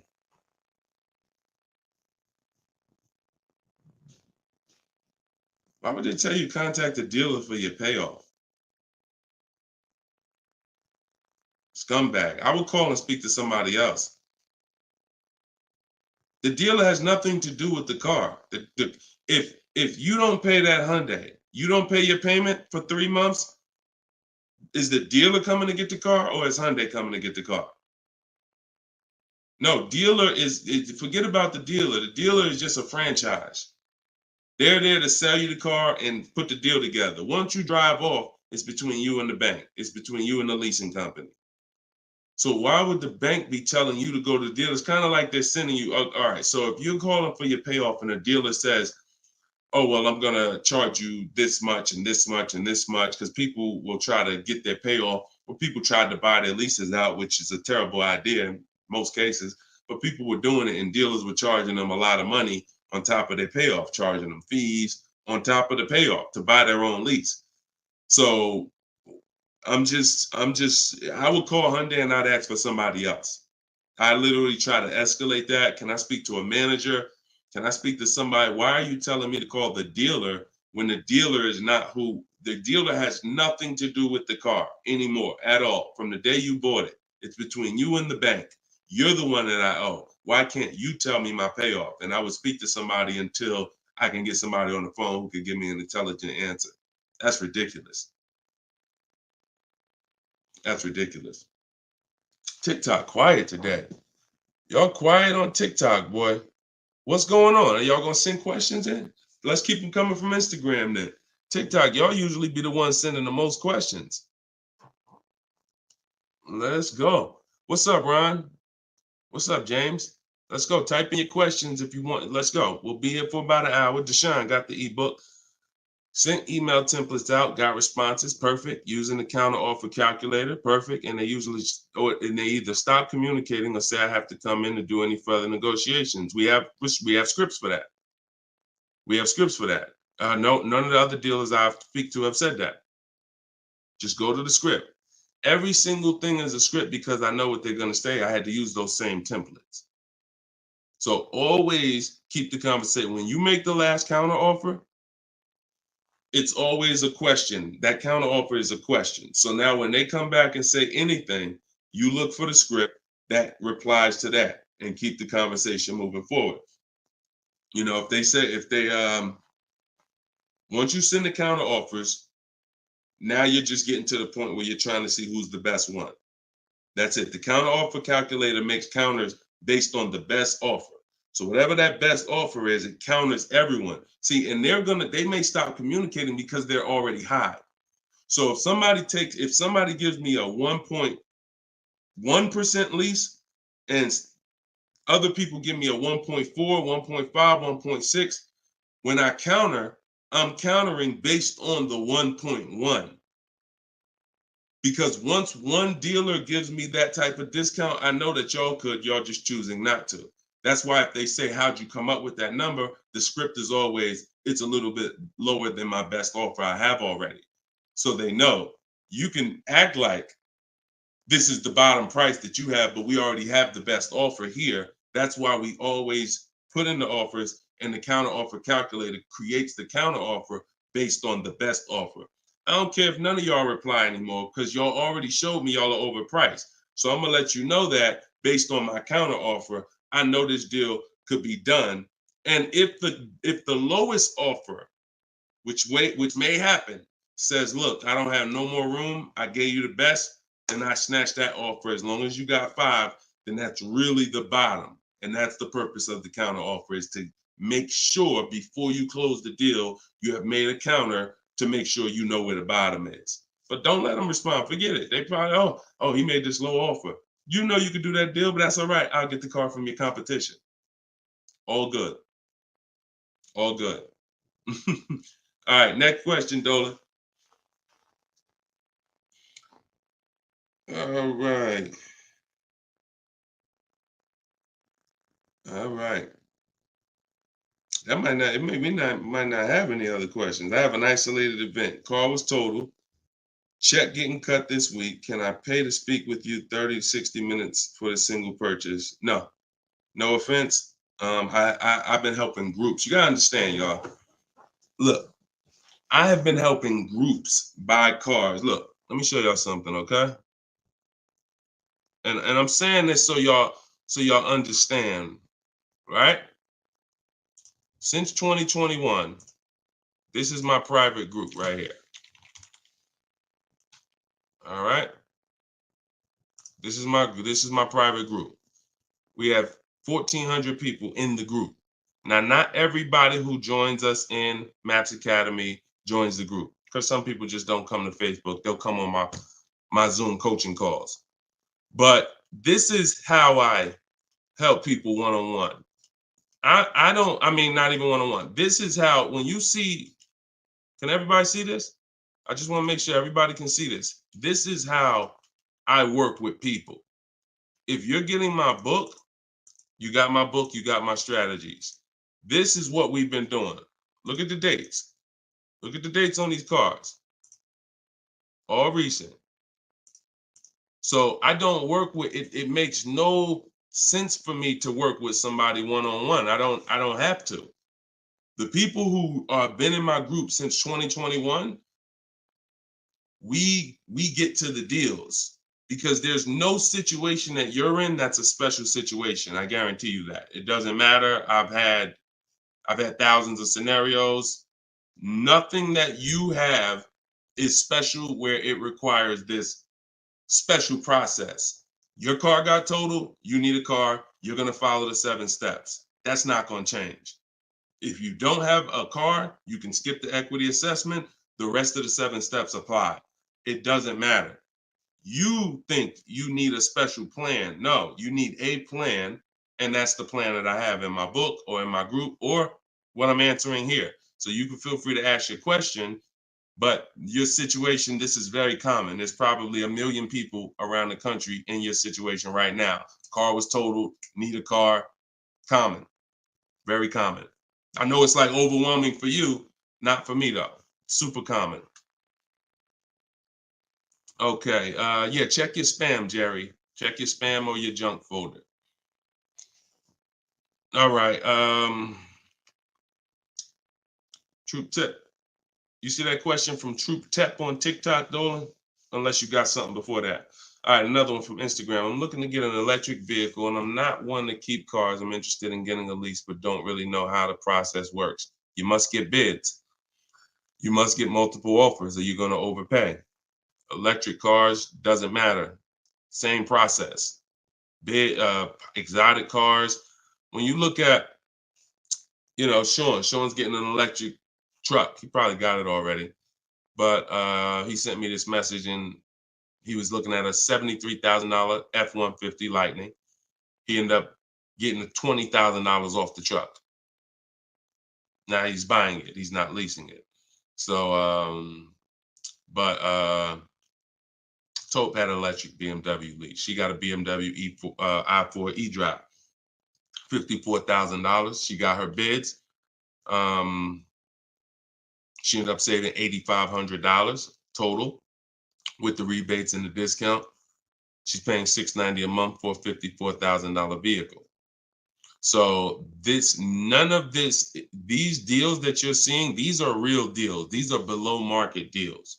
These are not going to be had going into dealers and negotiating because one, you're never going to get that deal from an 80% dealer. It's not going to happen. An 80% dealer will never discount the car enough for you to get the best price. So you don't know. Unfortunately, there's no sign that's on, hey, we're an 80% dealer. Don't come here. There's no sign. The only way that you know is by getting multiple offers. Now, you could do it manually. You can call around, talk to some sales managers, and try to get at least 5 offers. We do it online. We do it with scripts and templates, and that's what's in my book. So if you just jumped on, my new book is called Cars from Home, 7 Steps to Saving Time, Money, and Avoiding Dealerships. It has all my templates in there, all my scripts. It's normally $97. But while we're on, for the next 30 minutes, you can get it for $24 if you get to my link in my bio before the 30-minute countdown is up. Once the 30 minutes is up, it does go back up to $97, which is still a great price because everything in that book is going to save you thousands and thousands of dollars. That'll be the most valuable book, but that's only if you want to use my scripts, my resources, and have me do the talking, which is you typing. But if you're going to do the talking, then I would call around and I get at least 5 offers, or you're going to overpay. No doubt about it. At least 5 offers. Okay. You can't calculate a lease manually. You can't try to calculate a lease and think. And even if you can calculate a lease manually, you still don't know what rebates are, what incentives there are. Sean didn't know there was $15,000 in rebates. How did he find out? Multiple offers. The best offer ends up revealing, wow, it's $15,000 in rebates on this truck. He wouldn't have knew that just walking in and trying to see, all right, what's the best deal I could get? 80% deal is never going to tell him it's $15,000 in rebates. So multiple offers is a must. Okay. Go ahead, Dola. Great question. I'm new to your platform. I joined late. What do you recommend I do? I'm not sure I understand the question. What do I recommend you do about what?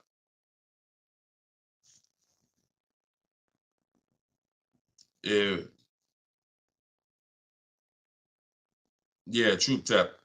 Send a follow-up question to that because I don't really know what you mean by that. What are you're new to my platform? Are you talking about this show?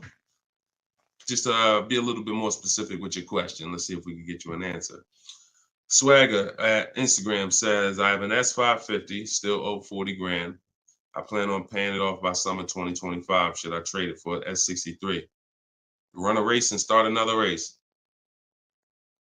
The whole nother race. So you buy a whole car, spend years to pay it off, throw tens of thousands of dollars at it, pay it off, and then go trade it again and do the same thing over and over again. Next time with a higher price car that you will throw more money at. This is the problem. You don't understand leasing. That's the problem. See, there's no way to make that make sense. You still owe 40 grand on the S550.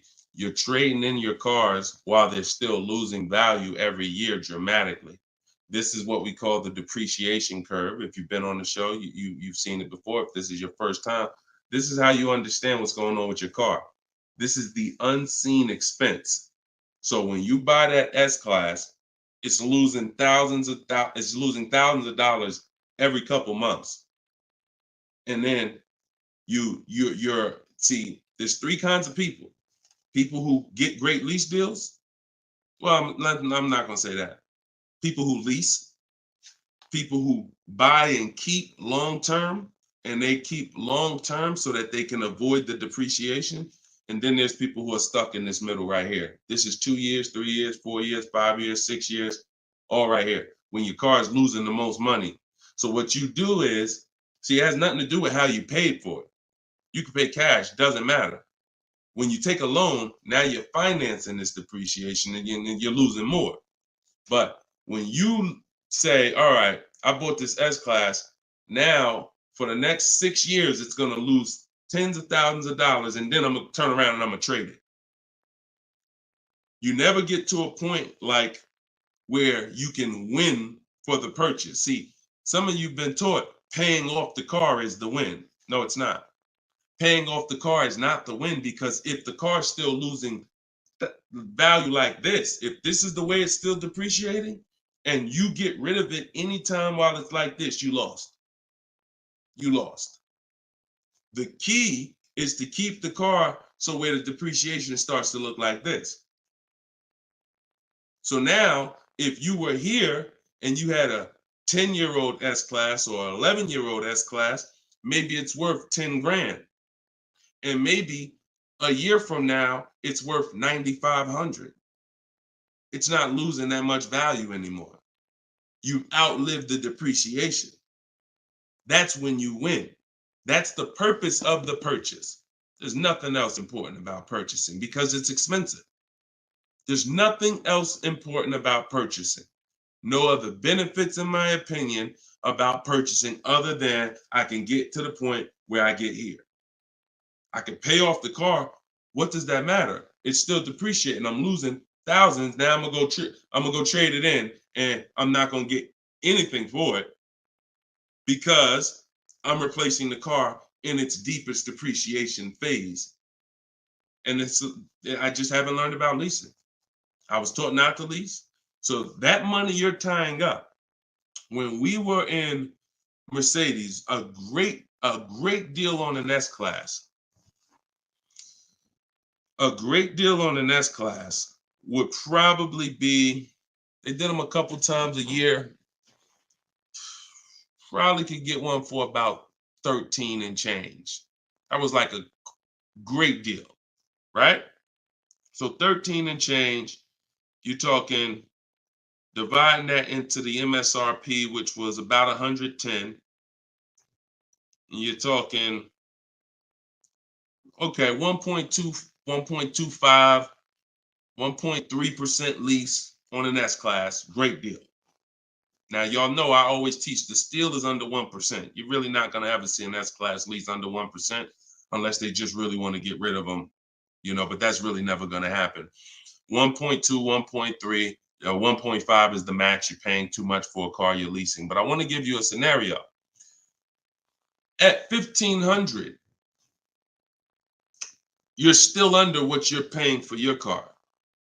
See, because if I walked in and I wanted to lease a brand new S-Class, if I lease it and I'm paying $1,400 a month, then I'm driving a $115,000 vehicle, right? Now, if I decide I'm gonna buy that same $110,000, $115,000 vehicle, every $1,000 is about how much per month, everybody, if you know. Some of you seen the video, some of you talk. Every $5,000 on a that you're gonna borrow on a loan is about how much per month? $100. Exactly. So when you look at a $120,000 vehicle, 115, that's a payment of $2,300 a month. No money down. See, we don't talk money down because money down confuses you. In a lot of cases, it confuses you. When you look at the deal with no money into it, no money, now you can start to see how much money you've kind of been missing. Evaluate the deal with no money. Then you choose to put money down if you want, but you evaluate it with no money. So now you got a brand new S-Class, great deal on a lease, $1,400 a month. You gotta buy that to purchase the same exact S-Class, $2,300 a month. And then you get people who might be like you, who say, you know what? I ain't gonna get a new one. You haven't learned about leasing yet. You say I ain't gonna get a new one. I'm gonna get a pre-owned one. I'm gonna get a pre-owned one. And you look to get, instead of paying 115 for a brand new one, you look to get it for somewhere probably around 70. You look to get it for somewhere around 70. Every 5,000 is $100 a month. What's 70,000 cost on a payment, y'all? Every 5,000. So you're talking 50 grand, another 20, that's 400, that's 1,400 a month. That's 1,400 a month. So put these numbers together. Great deal on a brand new S-Class. 1,400 a month, leasing it. Great deal on a brand new S-Class, buying it. 2,400 a month, no money going into these deals. Great deal on a used S-Class, 70 grand, 1,400 a month for 5 years. Now, here's where we jack it up. Oh, well, I'll just put some money down. I'll put like 15 grand down. I'm going to take a 6-year loan, God forbid, 7-year loan, stretch the payment out, try to get that payment around $1,000 a month. You don't realize you can't change the numbers by putting more money into it. That doesn't change the actual overall. If 15 grand comes out of your pocket up front, that doesn't change the fact that of the numbers. That's why I break down the scenarios with no money down going into them. So what I would say, if you need to decide if you're going to keep the S-Classes long term, then you should be buying them. If you're going to keep them 8+ years, then you should be buying them. But if you're not keeping these cars 8 years, then you should be shopping for great lease deals because you're just throwing thousands and thousands of dollars away. Same price you paid, same money that came out of your pocket for the last couple years to drive that used S-Class, you could have been driving and leasing a brand new one. And I know what comes with a used S-Class, brother. I know it. Been with Mercedes. I was with Mercedes 5 years. I know the maintenance. I know the brake replacements. I know the service Bs. I know how much it costs to have an S-Class pre-owned, no warranty, and everything that happens is on you. So we're not even taking into account the maintenance and the repairs that you have to put into that S-Class that you wouldn't need to put into a brand new one that you leased if you just stopped listening to people who told you that you shouldn't lease cars. No doubt about it. So that's the best advice I could give you, brother. All right, go ahead, Dolan. Shoot the next one up. Use your pointers to get a new 24 GV80 Genesis. Salute. Enjoy it, Austin. Great deal. That's what I did. I worked the deal, no money down, got them the low, then hit them with the down payment, plus went and pre-approved. There you go. There you go. See, you're able to understand when you're shopping with no money down, no money going into the deal. Don't show me what anything looks like putting money into the deal. We determine if we want to put money into the deal later. Shop, get the best price on the car. Find the dealer who's going to get the best price on the car. Then we'll work out the finances. Then we'll work out the details. Most people go right to the, all right, what's the monthly payment? All right, what should it, how much should a brand new GV80 be? Depends on who you buy it from. Depends on what they sell it to you for. First things first, we got to find a dealer that's going to sell us the car for the lowest price. Good job, Austin. Congratulations, man. GV80 is a nice vehicle. Enjoy it. How much should CPO normally charge? How much should certified pre-owned normally be charged for Genesis G70? You haven't seen enough of them. So if I'm looking at a used, so example, I got a 2020 Infinity truck that I got year and a half ago. If I went in wondering how much it should cost without knowing, then the market's going to tell me. Now our goal is to get below market deals. So whenever we're getting below market deals, we are always we need to know what the market is first. You can't get below market deals if you don't know what the market is. So when we're getting offers on new cars, it's easy because we can see what the market is with all the offers we get. We get 5 offers, we get 7 offers, we can see what the market is. And we can see the low side of the market, we can see the high side. You got to do the same thing with used cars. And you go on every marketplace, we use 8 of them. We use cars.com, Driveway, Carvana, CarMax. Some people say, oh, CarMax is, if they're, listen, I don't care if CarMax is overpriced 90% of the time. The 10% of the time that they're not, they're going to be in the runnings. You know, it's like Best Buy. I know Best Buy is going to be overpriced for electronics 90% of the time. But when I needed to get an iPad for my wife, Best Buy had the best price. So if these people need to be in the runnings or you're going to overlook some savings. So yeah, we'll look at, CarMax, Driveway, Carvana, Carfax.com, Cars.com, Auto Trader, Car Gurus, eBay Motors. So we're looking everywhere there used cars. And then we're going to look and we're going to sort by lowest price to highest price to see where the low side of the market is.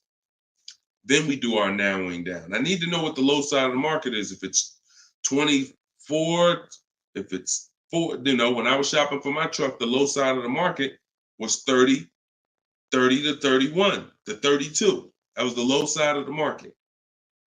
So when I saw it and I narrowed it down based on Carfax. This is how we narrow it down. This is my system. All in my book, all of what I teach, all of my live shows, this is our system. Narrow it down by title history, then service records, then accident history.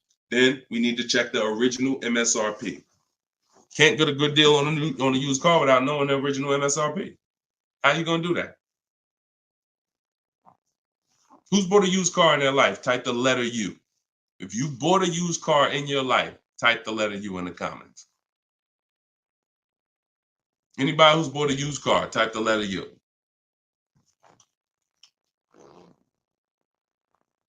Okay, Cash, I see you. Andre and TikTok, I see you. Okay, Cash. All right. King of Rap, I see you. Okay, if anybody bought a used car, okay. How you get a good deal without knowing what the car was originally? I gotta tell you, I'm the bad news first person. I can lead you to the good news. I gotta tell you the bad news first, though. Think about that. How am I buying something used knowing how much I'm saving without knowing the original price of the item? 2 reasons. 1, I need to know the original price to know what real discount I'm getting. 2, I need to know what's in the car. So when I narrowed it down to I had 4 Infinities that I had narrowed it down to. They were all white. They were all asking between like 31 and 32, similar price range. This is where we get in trouble at. I pull the original window stickers of the cars. I see that one of them brand new was 46. One of them was 48. One of them was 52. And the one I got was 54.5, brand new. So I'm able to see the discount percentage. In my book, I call this the true value percentage. This is all that matters when it comes to price. And once you do the check and make sure it's a good car, title history, service records, accident history. Okay, now it's time to get to the money. I need to know what the car was originally. I know 54,000. This one I paid 31.8 for. I got a 42% discount. Now, if I would have took the one that was $1,000 less on the asking price, because I didn't know how to do this. Now I didn't know that one was only 48,000 brand new. So it's a smaller discount. It's probably only saving me 30-something%. The one I got was 42%. Forget what the dealer's asking. The dealer was asking $1,000 more than the other ones I was looking at. But once I saw what the original price of the car was, I knew that that was the best value because you got the most expensive car brand new. Why would I take a car that has less equipment because they're charging $1,000 less for it? But it has 7,000 less equipment in it, 7,000 less features in it. It's the little things, y'all. It's not the big thing. It's the little things that you're missing. And this is what we do. This is why I'm here. And for those who are willing to listen, we teach you how to do it the right way. These things you haven't been taught to do. And once you hear it, you're like, dang, that makes sense, right? How the heck? Why wouldn't I want to know what the new price was? Don't even know what equipment's in the car. I knew the day I got the car, it was an edition 30. I saw the original window sticker, remote start, all these features, backup cameras all around, black mirrors. I saw all of that because I got the original window sticker. These are the things you must do. And the last thing we do is we verify there's no bogus fees before we go to the dealer. Because some people be in the lowest prices online, but they have no intention to sell the car for that price. They want you, they're depending on you to come in because they know other people will, untrained, no strategy, walk right in. Hey, I saw the price online. Okay, yeah, sit down, sir. Let me do these numbers for you. Price goes up by $5,000. No intention. So you wasted your time. I'm listen, God bless you. Oh, Deshone, I'll just walk away. I'd rather not walk away. I'd rather you not have to walk away.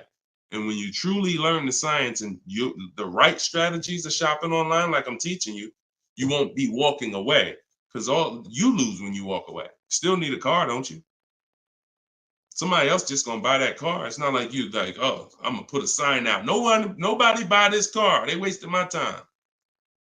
That car gonna sell. So it's best to learn how can I make sure I never put a dealer in a position to waste my time. Because while you were at that dealer that was overpriced, the best price car was selling.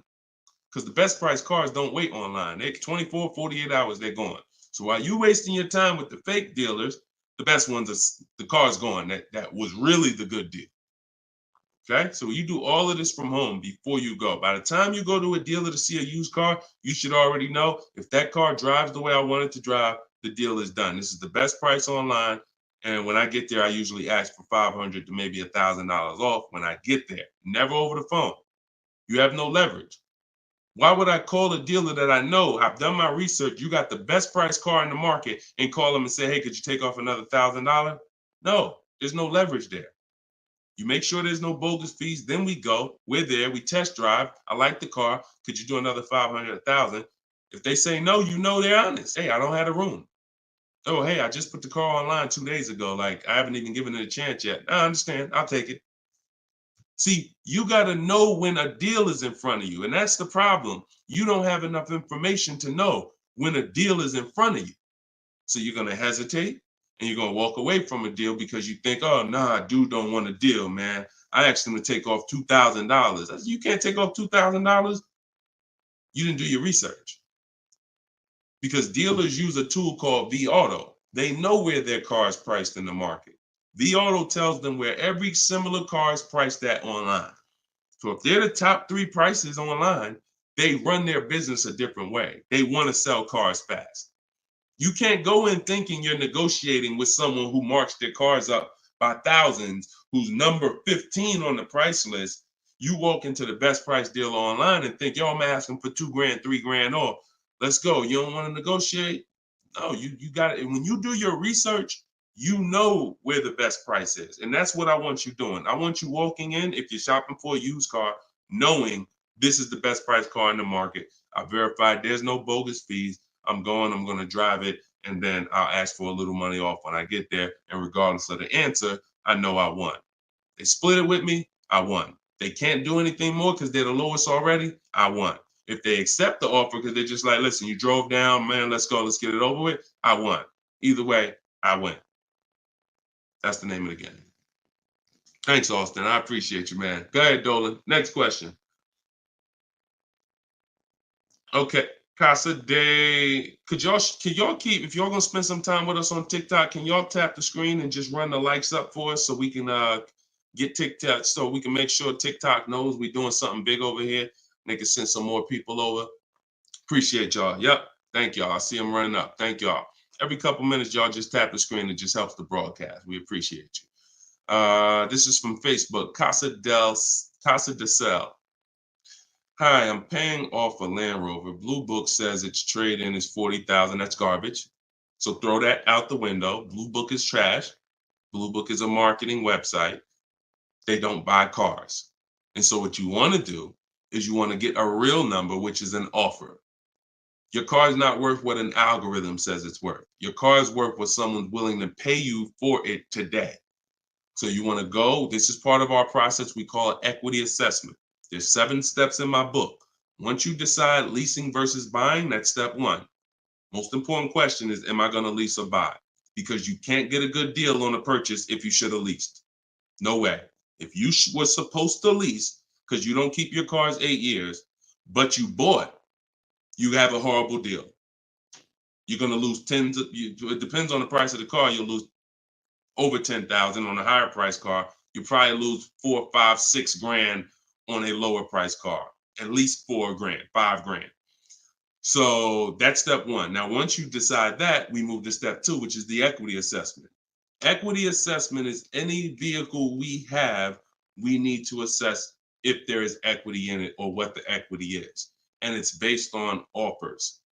So when you go to Kelly's Blue Book instant cash offer, not KBB, not Blue Book, instant cash offer, Kelly's Blue Book, you're going to see that Kelly's Blue Book led you astray.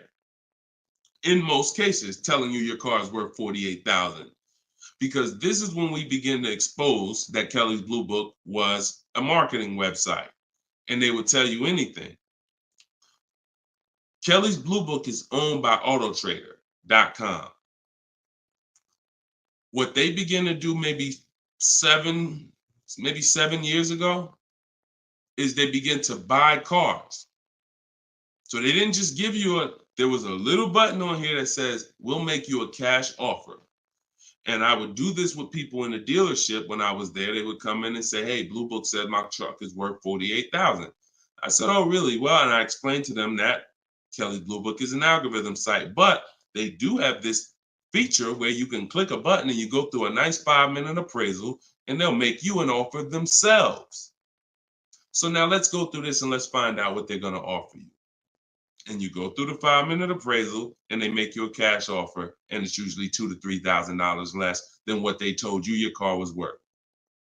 So they'll send you into a dealer fighting for a number that's not real, and you're looking unresearched, unaware, walking out saying, oh, well, I know my car's worth 48. So that's why we don't use them. And again, the offer you're going to get is from them. So it's not even like, well, oh, we don't use Kelly's Blue Book. And then, no, we use Kelly's Blue Book, the instant cash offer tool. And you're going to use that. You're going to use CarMax. You're going to use Carvana. You're going to use Driveway. You're going to use AutoNation, Sell My Car. And you're going to use Car Guru, Sell My Car. And this will take you about 20 to 25 minutes. You're going to get 6 offers because everything we do is a bid. And then you'll know what your car is really worth. That's the first thing. Before you think about what you're going to replace the car with, let's get the real most money for your car. Equity assessment. So do that first. Okay? Yeah, Kelly's Blue Book is trash, but not the instant cash offer tool. But yeah, we would be sitting there and the person will have their printout, like a number like that, 48,000. And then we go right through it and they're like, oh, wait, now they only offer me 45. Yeah, right? So if the people who told you your car is worth 48 is only offering you 45 for it, what does that tell you? Oh, go back to that site that they offered you 48. You see all those banners, see all those marketing banners and ads? Yeah, that's why they need millions of people to come there to have that make sense for them. All right, go ahead, Dolan. Next one. Right.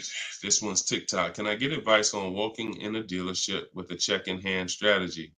Don't walk in with a check in hand. 80% of deals are overpriced, Andre. You can walk in with a check in your hand. If you get somebody who's really good, they're going to take the check. And that's the mission. Get that check out of your hand into our bank account. And if you're dealing with an 80% dealer, you lost.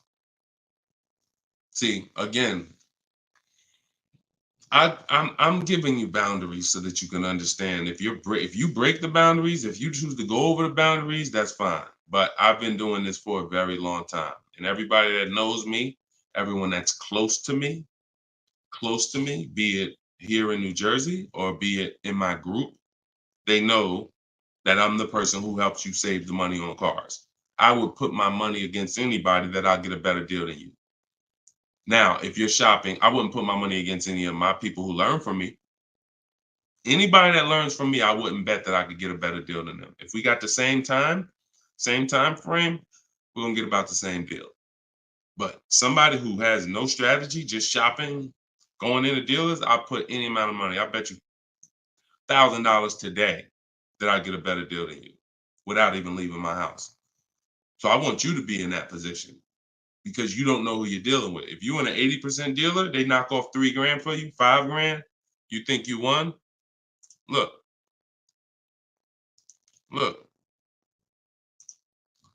Kimberly. A little while ago, she got a Maserati. Posted this in the group. It was a $91,000 Maserati. She ended up leasing it for $944, but I want to show you the money breakdown. Before she accepted that offer, she had an offer of 20 grand off right here. So she had an offer on an 86. So pay attention to this. $86,000 vehicle, they were taking 20 grand off for her. 20,700 to be exact. She ended up going and getting a $91,000 vehicle for $944 a month. So even a better deal. So she ended up saving more than 20 grand, more than 21 grand. Why is this so important? Because if she would have went in and got excited, she'd have walked into a dealer, walked in, and somebody would have said, all right, listen, I know you're serious. Today only, I'll knock 10 grand off for you. 10 grand. She probably never heard that in her life. $10,000 you're going to take off the price of the car. Yeah, I knocked 10 grand off. All right. Somebody who's not educated, someone who's not researched, rather, someone with no strategy. Let's go. Let's sign that. And telling our friends, you know, they took 10,000 off from me. Until we get 5 to 7 offers, we don't know what the best number is. She wouldn't have saved over 21,000 on her brand new Maserati.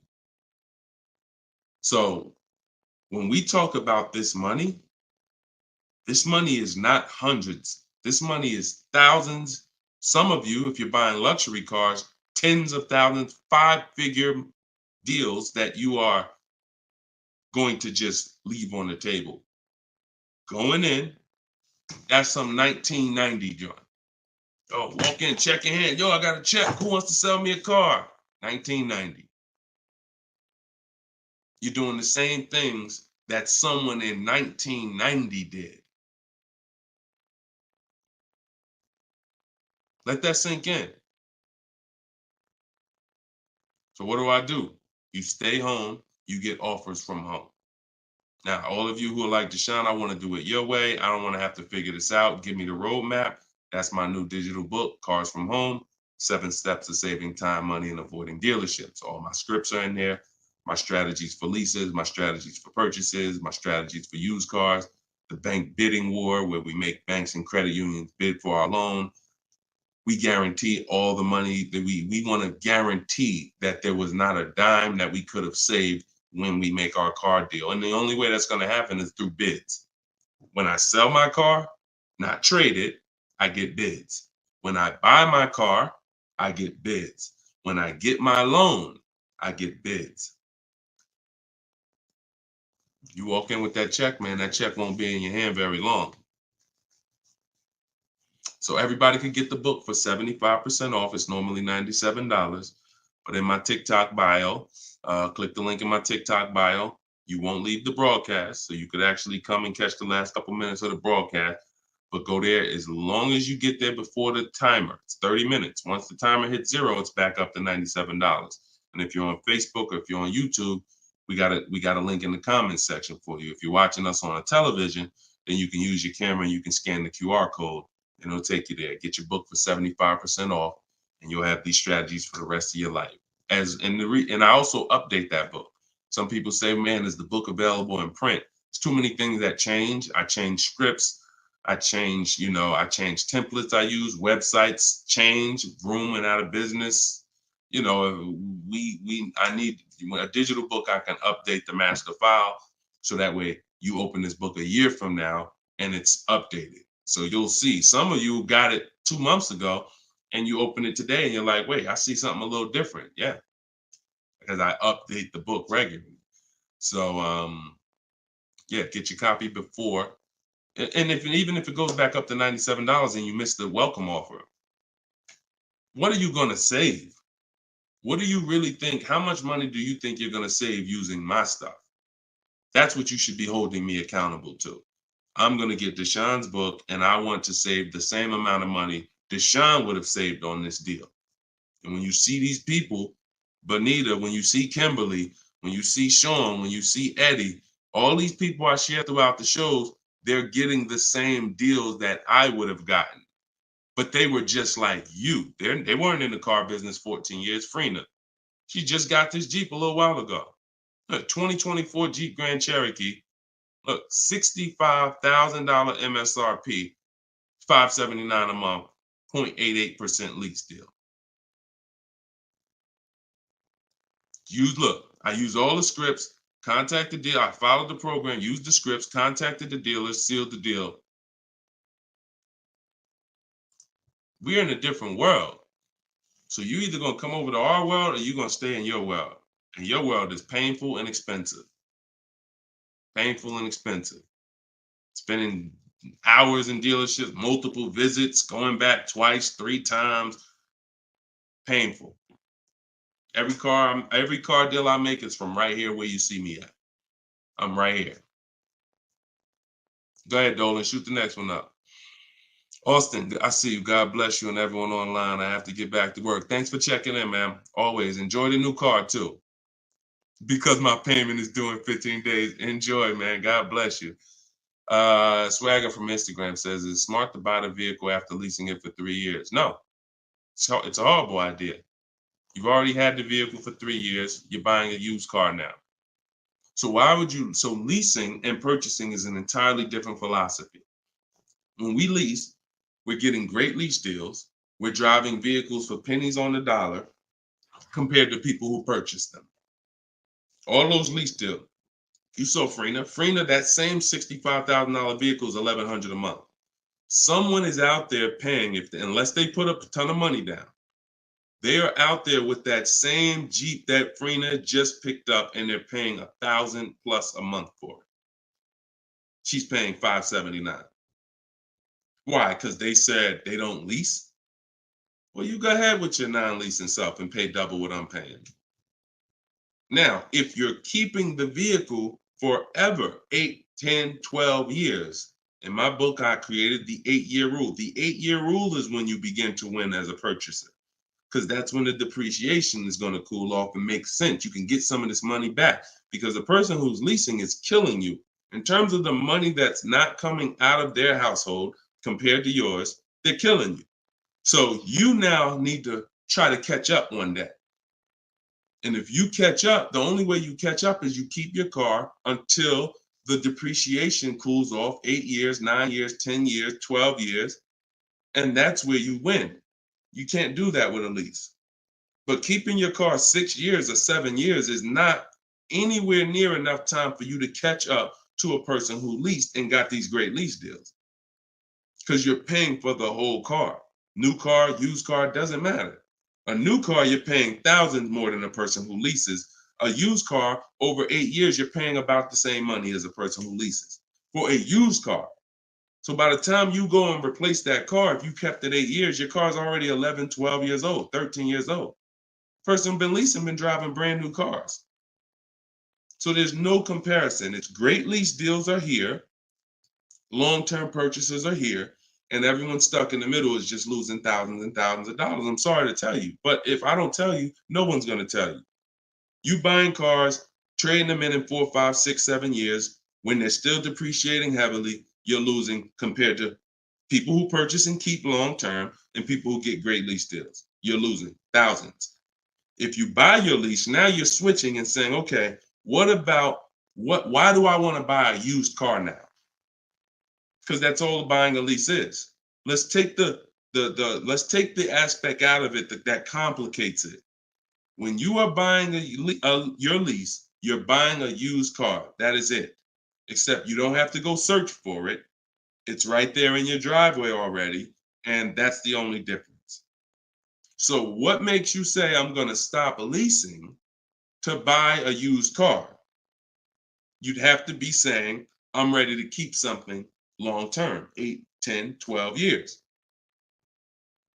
So if you're ready to keep something long term, then buy it.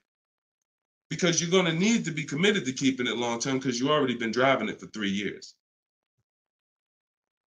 You've already been driving it for 3 years. So where are we actually going? You're going to look up in 3 years, 3 more years, and you're going to say, Dad, I had this thing 6 years now. Now, if you're like most people who buy their leases out, you're going to take a 6-year loan. Because in order to get a comparable payment to what you were paying for your lease, you're going to need a 6-year loan. So now you're going to look up that, just so you know, 6-year loan plus the 3 years you leased it, that's 9 years. Same car. Same car. So you're paying on the same car for 9 years. And then you look up in 3 more years and you're like, man, you know what? I'm ready to get out of this. Still got 3 years of payments left. Only scenario where you can pay on a car for 6 years, turn around and still have 3 years of payments left is when you bought your lease. Makes 0 sense. Makes no sense. Unless you're keeping forever. That's a different story. You want to keep it till the wheels fall off, then buy the lease. It's the only way it's going to make sense because you're paying so long on a car, the same car, you better be keeping it long enough to have it make sense. And that's not 5 more years. Your loan ain't even paid off in 5 more years. Buying your lease is a horrible idea for most people. Horrible, horrible, horrible idea. And it's just because what you don't want to shop. You don't want to shop. You don't want to get in the market. You old strategies, you're scared. New way, sitting at home, get bids, let the deals come to you. Because that's what I see. I saw tons of people buy their leases for the last 3 years because they were just scared to shop. Oh, it's not now here. I don't want to. We've been making deals since the pandemic. Deals been out here for people who shop and know how to get deals. So unless you're changing your whole philosophy, I'm stressing to you how bad buying your lease is. All right. This one's Instagram. If I'm searching for a car, but I want a specific trim, should I search the entire market for only that car and the trim level I'm looking for? If I want a specific trim, that's the reason why I use the 25 to 5. 25 to 5 strategy in my book is what we do for new cars and leases. Because when you walk into 2 dealers, it's another reason about not shopping this limited way anymore. If you're shopping from 2 dealers, all you have is what they have. If 2 dealers don't have the trim, you ain't got nothing. When we reach out, we're connecting with 25 dealers online. So if that car is out there, I'm giving 25 dealers. I'm shopping out of 25 dealers inventory. So if no one has it out of 25 or only 1 or 2 have it, now I know that car is just super rare. Or maybe it's about to sell out. Maybe it's like that happens sometimes where like the 2024s are all gone, but the 2025 haven't come in yet. There's only a few 2024s left. But yeah, I mean, we shop wide. We shop wide. Several people who are learning from me and you're getting deals, they drove. A lot of those people that I showed you throughout the show, they drove 45 minutes, an hour, hour and a half to get to the vehicle when they're picking it up. Look at Sean. Sean specifically And this is how important. I'm gonna let someone else tell you why shopping this way is the best. Because he said, look, he saved. I said you're saving over 20 grand with the discount and the rebate. But the only way to know is this the best deal is to compare to the other offers. Because again, I don't know if you could look. I sold a Maybach back in 2015. It had a $20,000 rebate on it. So I don't know if the rebates is 15. What if they got a $20,000 rebate on that? Now that was a $260,000 vehicle, but still, you just never know. So I said, if you're going to compare that, you're going to compare offers. He said, yes, I got about 15 quotes. He said, I couldn't find anything under MSRP. He ended up expanding his search to 150 miles to find this deal. So he's driving probably 100 miles somewhere. I doubt it's all the way 150 miles, but maybe he's driving 100, 120 miles. But look what he's saving, 20 grand. So we don't do local because you only buy your car once every couple of years. So you buy your car from who makes you the best offer. You service your car from where it's the most convenient. Yeah, we drive to get our deals because most of the time the dealers that are near you, they feel like they own you anyway. So when they see the zip code, they think, oh no, we don't have to make, this person's local. This person's 20 miles away. No, we're not gonna do nothing crazy.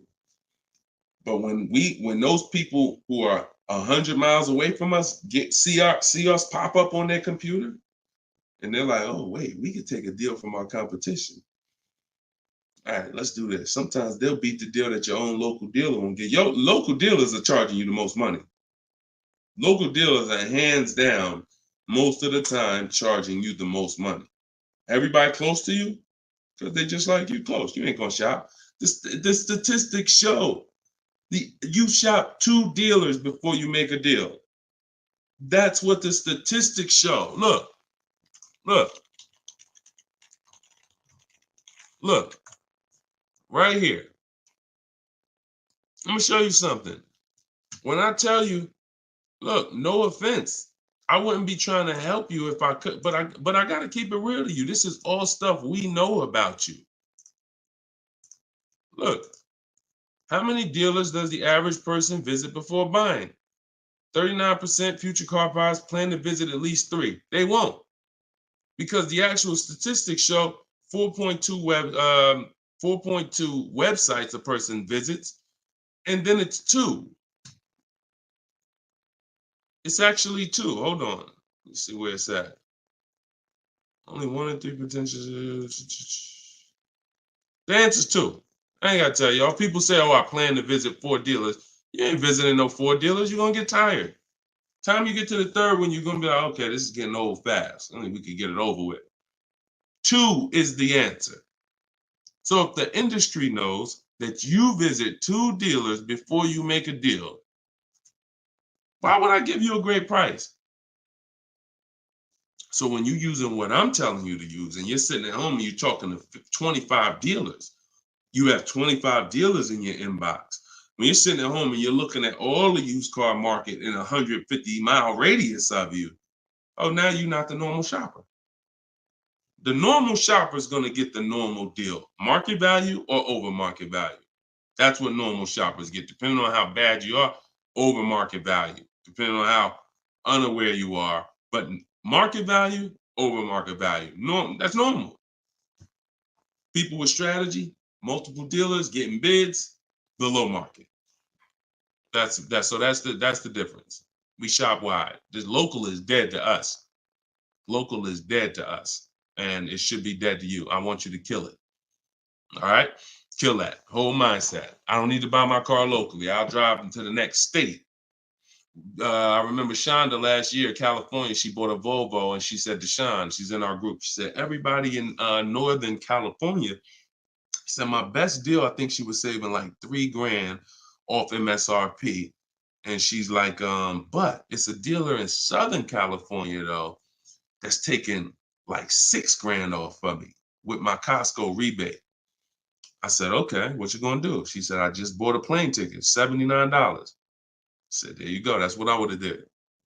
That's a sweet plane ride. I'm taking a plane, $79 to save 3 more grand than my local dealer was gonna give me up here. Sweet plane ride. So local's dead to us. We go where the money is, and we enjoy that ride home. Nothing like driving home for an hour knowing you just saved a ton of money. So that's it, y'all. We've been on for about an hour and 15 minutes. We like to keep these shows right around there. In my bio, I do have the link to when I'm going to be live next. So I'll make sure that, as long as we keep doing these live shows, again, it's going to be up to you guys. If you guys continue to show up, if you guys continue to tell your friends, then we'll keep doing the shows. But if not, we can certainly do the broadcast, because the broadcast, people get value out of them. So we've seen it, for the last 3-4 weeks since we've been testing this, we've seen people get value out of the rebroadcast. So what's the point in Deshone coming live regularly if people are going to sit and watch the rebroadcast? So, but if y'all going to tell people when we live and bring people and share, then certainly we'll keep the live shows going. But the entire show is sponsored by my new digital book, Cars from Home. So if you want everything I teach in one place, you got it right there. We don't hold back on this show. We don't hold back in my social media videos. That's why they're, thank God, continuing to be seen by millions of people. But that's for different types of people too. So whenever you're navigating all my social media videos and you're trying to piece it together, some stuff is in there for high mileage drivers. Some stuff is in there for used cars. Some stuff's in there for leasing. Some stuff's in there for negotiation. Some stuff's in there for how to format your deal. So you're trying to piece all this stuff together. If you say, Deshone, I want this all in one spot, step by step, that's my new digital book, Cars from Home, 7 Steps to Saving Time, Money, and Avoiding Dealerships. And you can get it for 75% off in my TikTok bio, in my Instagram bio, or in the comment section on Facebook and YouTube. Also in my bio is a link, and we'll put one in there in the comment section as well, is a link to my masterclass that I did. It's called Everything You're Doing Wrong, Buying, Selling, and Leasing Cars. So that's an on-demand class. You'll need about an hour. We go very deep on leasing versus buying there with scenarios. And I go over 23 mistakes that most of you are making. And, if you're going to really save money on your next car and every car, you're going to need to stop making those mistakes. So that is in my TikTok bio and my Instagram bio as well. And you can certainly just get in where you fit in. I make the information available. Get it how you want it. Just get it. All right. I'll see y'all on the next show. God bless you.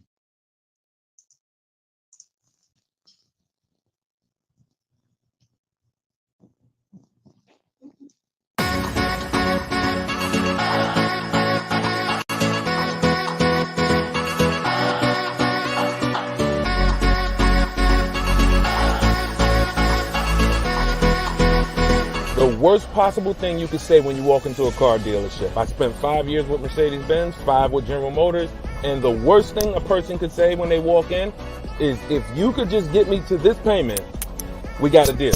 So your loan's probably still like 19, which means you got to pay to get out. You're upside down. It's called negative equity.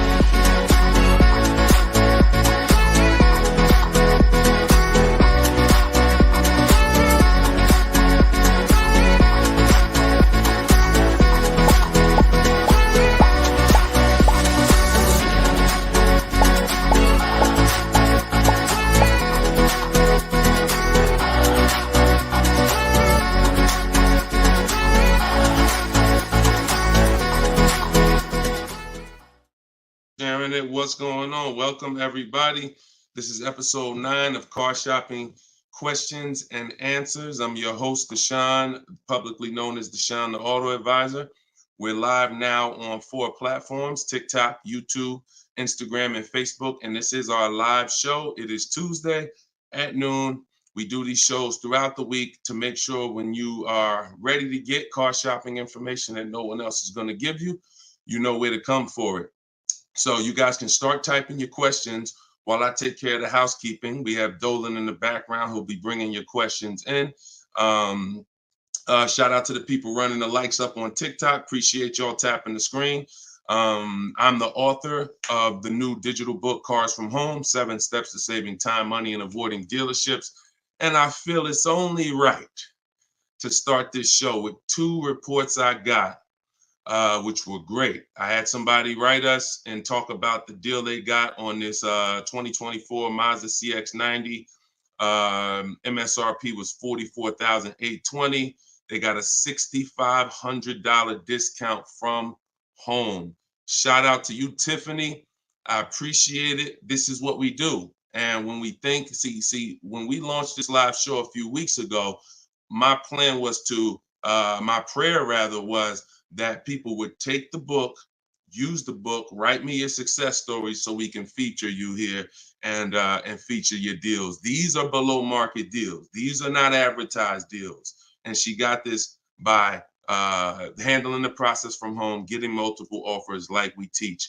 We also had Barrett write his review on Goodreads. So we were 4.94, almost 5 stars. Book is outstanding, a must-have for anyone seeking to buy, lease, or even sell a car. It's presented in a very professional, easy-to-follow, step-by-step manner that covers every situation from buying, leasing, cash, credit, good, bad. Although I purchased and leased several cars in my lifetime, I learned new tactics to obtain the best value for my money, and it even has a wish list, yes, to help you separate your wants from your needs. Come on, Barrett. Appreciate you so much. Everybody who wants to get your copy of Cars from Home, it's normally $97, but for the next 30 minutes, you can go to my TikTok bio or my Instagram bio, or we have a comment pinned for you guys on Facebook and YouTube, and you can get your book for 75% off. So you won't pay the normal $97. You'll pay $24. But once that timer hits 0, your price is $97, which is still a great price. So now that the housekeeping is done, we can start with the questions.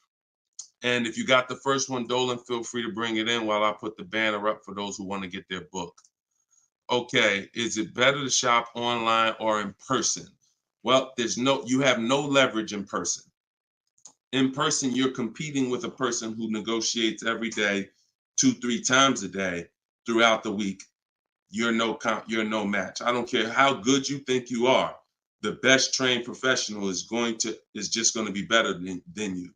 And that's because they do this every day. Now, the second reason it makes no sense for you is because from a leverage position, you can't put them against their competition. You don't know where the real bottom is. And so you're going to overpay. And even if you get a good deal, who's done this? Be honest. You leave the dealership and you're like, you think we did okay? You think we could have got a little bit more? Think we could have got a little bit more off? That's called buyer's remorse. That's the seeds of buyer's remorse. Anytime you wonder if you could have got more money off, that's buyer's remorse. So we never wonder, and the way you don't wonder is by shopping online, getting multiple offers from multiple dealers, letting people compete for your business, and then choosing the best one. And if you really think about this, this is how you shop for everything in life. This is how you shop in the grocery store. When we go into the grocery store, we're not looking to try to not overpay for the spaghetti sauce, right? We're not looking at hoping that we don't overpay for the grapes today, or let's use for the potato chips we're going to buy, because we already know there's so many options and there's so many people that are competing against each other to sell us something. And that is how you guarantee your best deal, when you have multiple people competing. So when you are leasing a car or buying a car, you need to get at least 5 bids. When you are buying a used car, you need to be shopping wide. You need to be shopping within 75, 100 miles of you. And that's a minimum. And then you need to be looking at all the websites that have used cars, so that by the time you make your decision, you've seen so many options, so many offers, that you have 100% peace of mind. Now, that's just when it comes to buying the car. When it comes to replacing your car, because some of you know there's a word we don't use, it's a T word. It's 2 words we don't use. One is trade, one is down payment. Because we sell our cars, we don't trade. You never get the most money for something trading it. I don't care what you have. You got a baseball card, You trade that baseball card for something, you're not getting the most money for the baseball card. How do you get the most money for the baseball card? Put it on the market. Put it on the open market and let the buyers come to you and see what the best offer is. Never going to be from a trade. Now, the only time we do have to trade is if you're in a negative equity situation. If you're in a negative equity situation, then, and you have too much negative equity, you're going to need to do a trade if you can't pay the difference. But other than that, you know, these are the things that these are the things I want you to etch into your mind. We don't trade, we sell, get bids. We get, when we get our loans, we get bids. And when we buy our cars, we get bids. That's how we guarantee that we get the below market prices that other people aren't getting. Okay? Go ahead, Dolan. If you got the next question, shoot it up. Okay, this one's from Instagram. What fees are included when you buy a car from out of state? I mean, if you're buying a car out of state, standard fees are, if you are purchasing a car, purchasing, not leasing, standard fees are tax, documentation, DMV. Tax, documentation, DMV. I've worked for a handful of dealers in my life. I've never once had fees that were outside of those fees. Never once. Shout out to y'all running the likes up. Could y'all keep running the likes up on TikTok?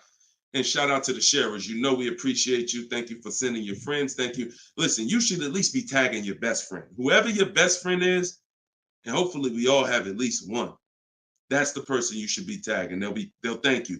No one's gonna get mad at you for sharing my stuff with them. I guarantee you that. But shout out to the sharers. I appreciate y'all. So when you are, so that's an indicator. Any dealership that is making up these fees that have run rampant over the last 4 or 5 years, prep fees, marketing fees, internet fees, low jacks, we call that padding the deal. You know, you're just packing on stuff, and what you're doing is you're leaving yourself room to negotiate. We don't like to buy from those dealers because those are 80% dealers. I saw somebody ask yesterday on the show, what's an 80% dealer? We didn't get a chance to get to that question. 80% of dealers will overcharge you. It's a competition. So what you're trying to do is find the dealers who are the best prices. And the 20% are the great people. They're the honest ones. They're the ones who are not afraid to compete. These are the people we want to buy cars from. And so once you find the honest dealer, but you can't walk in to find them. You have to sort for them. Because if me and you are standing next to each other on the street and there's 10 dealers in front of us, and they say to us, 8 of these dealers are overpriced. 2 of them are the best price, but there's no label on them. What's the odds that we're going to walk into the 2 that are the best price? Not really that good, right? But if we're at home and we're talking to all 10 of those dealers at once, we're going to reveal who the 20% is. So that is our goal. Our goal is to always find and buy from the 20% dealers, and we let them come to us through online bidding, through online shopping, never through walking in and dealing. Because if you're dealing, as I said, with a dealer who has padded that deal so much, you go look at that deal and there's $4,000, $5,000, $6,000 in made up fees to pad the deal. There's no amount of discount you can get where you're going to get a below market deal. They've just set it up that way. I could take off $5,000 for you, make you think you won. You're still not below market. So that's the psychological things you have to understand. And that's why we shop from home. All right, shoot the next one up, Dolan. Great question. All right, good question. I see Instagram coming through with some great questions today. Keep typing your questions. TikTok, if my lease is expiring, can I go finance a new car? Is there equity in my lease? Well, the first thing you need to do if you decide, well, first of all, you got a little switched up there. It sounds like you're trying to go from a lease to a finance. That's not usually normal. What's normal is you go from a finance to a lease. Because a lot of you who found out that you're not keeping your cars 8 years, you're breaking the 8-year rule, you're overspending by thousands of dollars because you were taught never lease. So a lot of you have found out over the last couple weeks of shows, or maybe you watch videos, or maybe you went to my masterclass and you found out that that was bad advice. Not only was it bad advice, it was very expensive. It has cost you more money than you should even calculate. It doesn't do you any good to calculate how much money you lost not leasing when you're not a long-term person. But that's the more common path, finance to a lease. To go from a lease to a finance is a different mindset.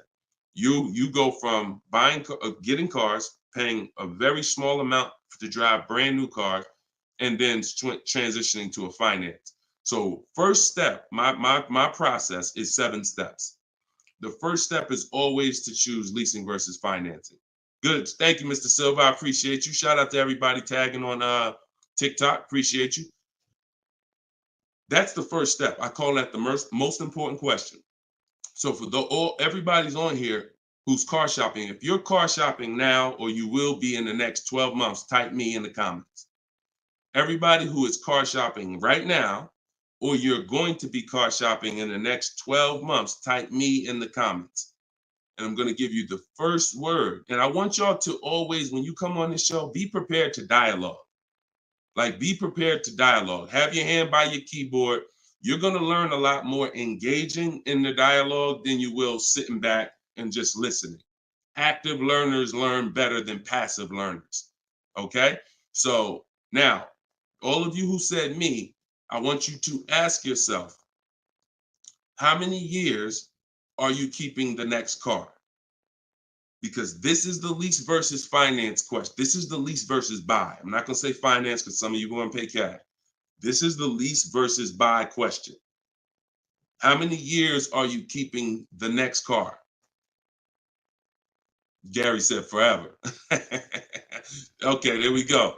So that's a good indicator till the wheels fall off, Joseph on Instagram. I see you. Okay, here's the question. 72 months. Okay, that's 6 years. You shouldn't be buying, Frankie. And I'm going to tell you why in 1 second. As long as it lasts. Now, when you want to try to get a little bit more specific than that, because sometimes you'll buy a bad car. It only lasts 5 years, where if we know we're going to keep this thing long term, we want to make sure we buy a car that's a quality car. That's what we want to make sure that we do. Buy a car that's a quality car. All right. So let's do, okay. So all of you, if your answer, I see you, Andrew, you 6, I see Teresa 10. Okay. Now, here's the rule. I call this the 8-year rule. The 8-year rule is based on when cars lose the most money.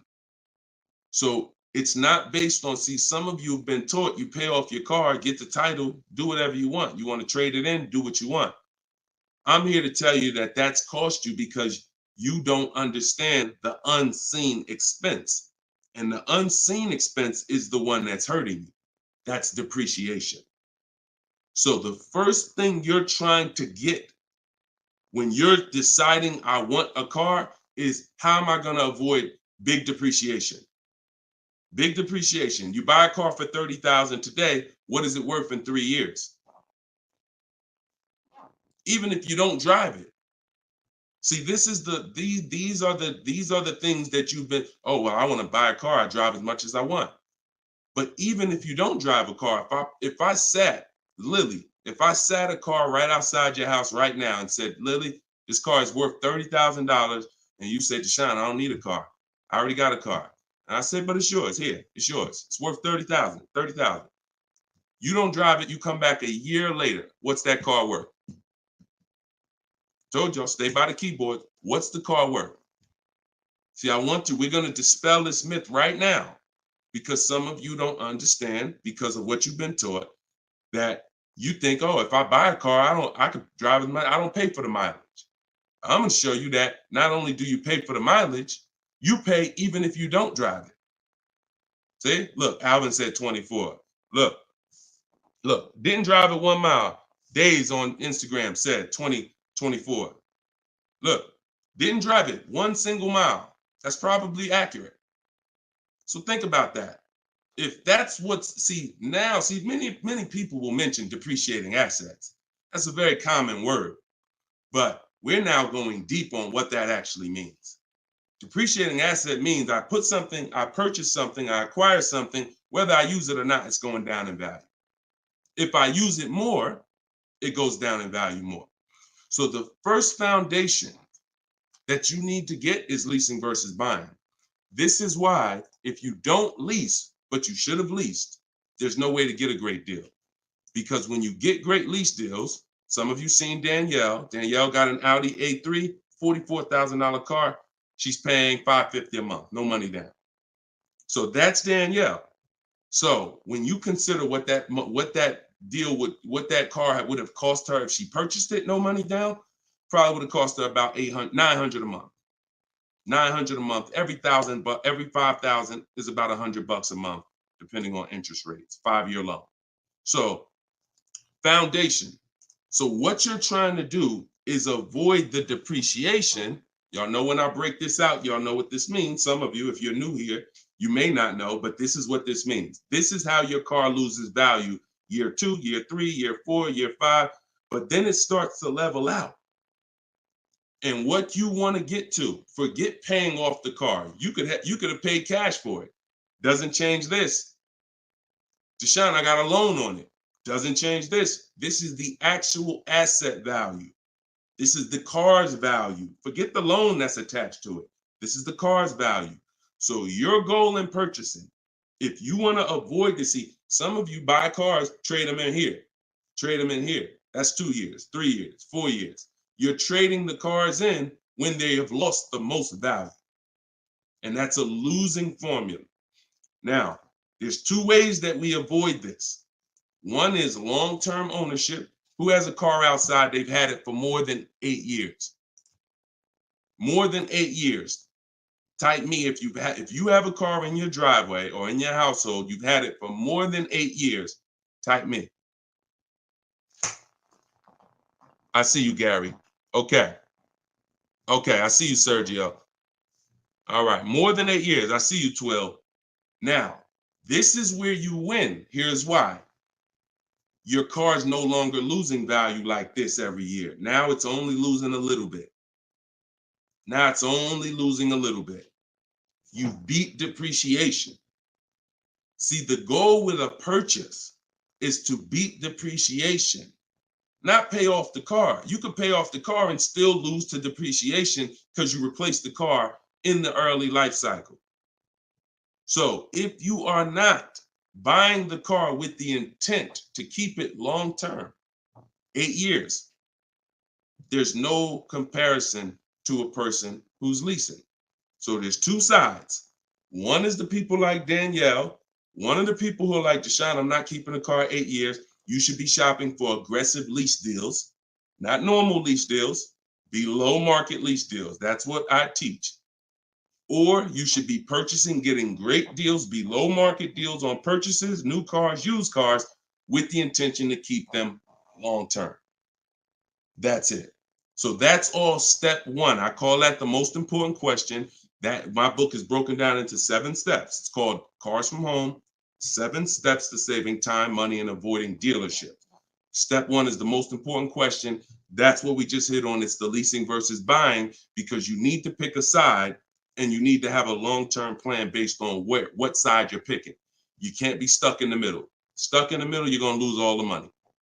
You lose all the money stuck in the middle. Purchasing cars, flipping them in 3, 4, 5 years, you're losing all the money. Buying your leases out at the end, you're losing all the money because you're mixing the 2. Lease or buy long-term. This in the middle right here, that's the danger zone. Everybody clear on that? If we're clear, type clear. If we're clear, type clear. All right? This is Monday's live show. But wait, what day is it? This is Tuesday. Tuesday's live show, 12 o'clock. So whenever y'all don't see the banner on the show, then you know it's live.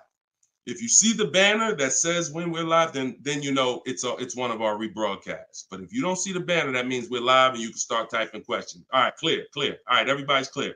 Now let me hit the second part of Frankie's question.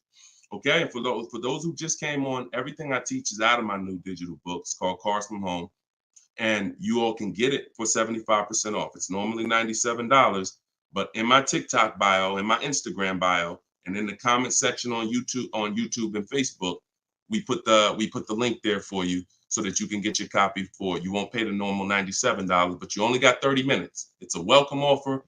Once that clock goes down, to zero, your price is $97, which is still a great price. You saw how much money Tiffany just saved on her new Mazda, just using what's in the book. Saved herself, I think, $6,000. So go ahead. Oh, no. So, and then you move into the equity assessment. So once you decide, Frankie, which you already said you're only keeping the car 72 months, you should not be purchasing. Because if you purchase, we already went to what's going to happen. You can't win keeping that car 6 years and then replacing it. So you should now be doing your equity assessment, which is calling your bank, get your payoff, and then you're going to go to the cash buying websites. Don't use algorithm sites because they're worthless. Car Guru, Sell My Car, CarMax, Carvana, Driveway, AutoNation, Sell My Car, AutoNation, Sell My Car. 6 offers, 3 are from dealers, 3 are from online buyers, and these are the best offers you're going to get. They'll cut you a check the same day. That's our bidding system. That is how we do our equity assessment. We do not trade our cars in because we're not going to get the money that they're worth trading, which I hit on earlier. All right. I know we got a lot of questions being typed. Dolan, you can shoot the next one in. Okay, this one's from Instagram. I'm looking to lease a GLS 450. Does Mercedes have any third-party restrictions on selling your lease? So I wouldn't concern myself with that. I'm going to tell you why. That's like trying to think about the purpose of equity on a lease is a bonus. Shout out to y'all running the likes up on TikTok. Appreciate y'all. If y'all could keep tapping the screen every couple minutes, if you could just give it a little tap, tap, tap. That just keeps running them up. Just every minute. Every time you hear something and you're like, oh, that was good. Tap, tap, tap. And it'll just keep the likes running up. Keep TikTok notified of what we're doing over here. So you never want to base the car you're going to lease on if it's going to have equity at the end. The benefit of leasing is driving cars for pennies on the dollar compared to what people purchasing them. And you're avoiding depreciation that people purchasing the vehicles are going to take. That's the benefits of leasing. Now, there's a lot of other benefits too. I mean, you're driving a new car. You're under warranty most of the time. Depends on how many miles you drive. So if you drive, 12,000 miles a year, most bumper-to-bumper warranties cover that. If you drive 15,000, maybe you won't have a little bumper-to-bumper at the end, depending on what you choose. Mercedes has a 4-year 50,000 bumper-to-bumper. But the benefits of leasing are what I just laid out. Equity is a bonus. We don't want to look, equity is not something we ever want to base the vehicle we're going to lease off of. It's too many market changes that could affect it. A car could have high resale values now, and then in 3 years it doesn't, which means any equity will be eliminated because of the 3-year-old used car market. So you don't want to shop like that. You don't want to shop like that. Focus on, and what I teach in my book is you're going to pick 3 vehicles. Good to see you, Judith. You're going to pick 3 vehicles because leasing, it's so easy to get a great deal purchasing. So easy. On a new car, forget about it. The bids, forget it. We're going to find the 20% dealers. In my book, I have all the scripts because I don't want you talking. Who'd rather get great deals without talking? Be honest. Who's not a good negotiator? You're not a good negotiator. Type not me. Like you just be honest. I don't ever want you to put yourself in a position where you need to talk. And if you start talking to somebody who's trained to talk and dissect and get information and then tailor a deal, you're going to lose. So in my book, everything is silent. The only people we talk to when we talk to people are managers, because those are different conversations if we need to have them. We're never talking to salespeople besides when we're coming on to test drive the car. We're never talking to salespeople because we just don't know who we're dealing with. So when we're online, we're always typing. That's why I say go online. My strategy is called the 25 to 5. We go online and we contact 25 dealers, go to their website. I have copy and paste templates in there that you just fill in what you want. But if you're going to do it your way, that's fine. But I'm telling you, you don't want to deviate from this format because you're going to get yourself in trouble and you're not going to get the results. You want to be able to connect with a large amount of dealers so that you could get 5 offers, at least 5, because 4 are going to be overpriced most likely, but 1 is going to beat everyone else. So, but when it comes to a lease, there is the lease program. that the dealer can't control. So if we don't know what a lease program is until we shop offers. So there's no way you can look at the residual value. You can look at all this money factor. I know some of you who are in the math, you're like, oh, well, I'm gonna just look at the money factor and see. You can't tell because it can have a high money factor, but it have some good rebates. The only way we know a great lease deal is to shop the market, get our offers, and then if the lease program, if the best offer doesn't get you under 1.5% with no money down, then it's a bad lease program. It's a bad lease program. In which case, we move to another vehicle. So I'm not going to ever co-sign leasing a bad vehicle a vehicle with a bad lease program. I've had all types of people hit me, Deshone, I'm looking at this Range Rover, man, but I did all the offers, and they'll be in the group. We have a private group, and I get to talk to people all around the country about this stuff. So they're like, Deshone, you think I should move on? I'm like, look, you could wait till next month, see if the program gets better, but I'm never going to co-sign signing a bad lease deal. You're paying too much money for a vehicle you're giving back in 3 years. So you're defeating one of the major benefits of leasing. So that's the only reason why we have to have 2 other vehicles that we like when we're leasing. On a purchase, no. One vehicle, pick it, get your bids. One dealer is going to blow everybody else away. But with a lease, you want to have 3 vehicles just in case it's a bad lease program. And if they got a bad lease program this year, maybe in 3 years when your lease is up, they'll have a good lease program. So that's what we do. It's too many cars out here. It's 400 cars out here. 40-something manufacturers competing for our business. Why are we going to get locked on one car? And the reason we're doing this, y'all, is because we're not shopping. You're not shopping. You're not taking the going out for the weekend and test driving cars seriously. You're about to drop 40 grand of your hard-earned money. You need to be, like I teach, shopping and not letting anyone disturb your shopping. If I'm looking for a car, I'll take a whole Saturday and go out or a Monday, and I'll go out and I'll drive 4 cars and be like, okay, that was fun. Don't sit down and don't talk numbers. So let me make that clear. Don't go in there and sit down at the desk and start talking numbers and get a proposal. No. Shop. Once you decide what you want, then we come home and we get our offers from home. All right. Go ahead, Dolan. Next question. All right. When you don't talk, I see a lot of you saying you're not good negotiators. Then you just got to stop talking. Stop talking and start making people bid. You're going to get better deals than good negotiators all day long. Heard you loud and clear on the rebroadcast. I'm here live. All right. Welcome, Jill. Looking for a car now. Profited on a sale, so coming in clean. Need to rebuild credit. Lease cheap car, finance car under 5-6 grand. It depends on where your credit is. If you're in the mid-6, I teach something called, profile over score. So if you have a paid off car, if you have nothing gets you approved for a car like on-time car payments. If you've been making on-time car payments for 2 years, 3 years, you're typically going to get approved for most leases. As long as you're not going from like a $450 payment to a $900 payment. But if I'm in a state where if I'm in that mid 6s, 660, 670, I go for the lease.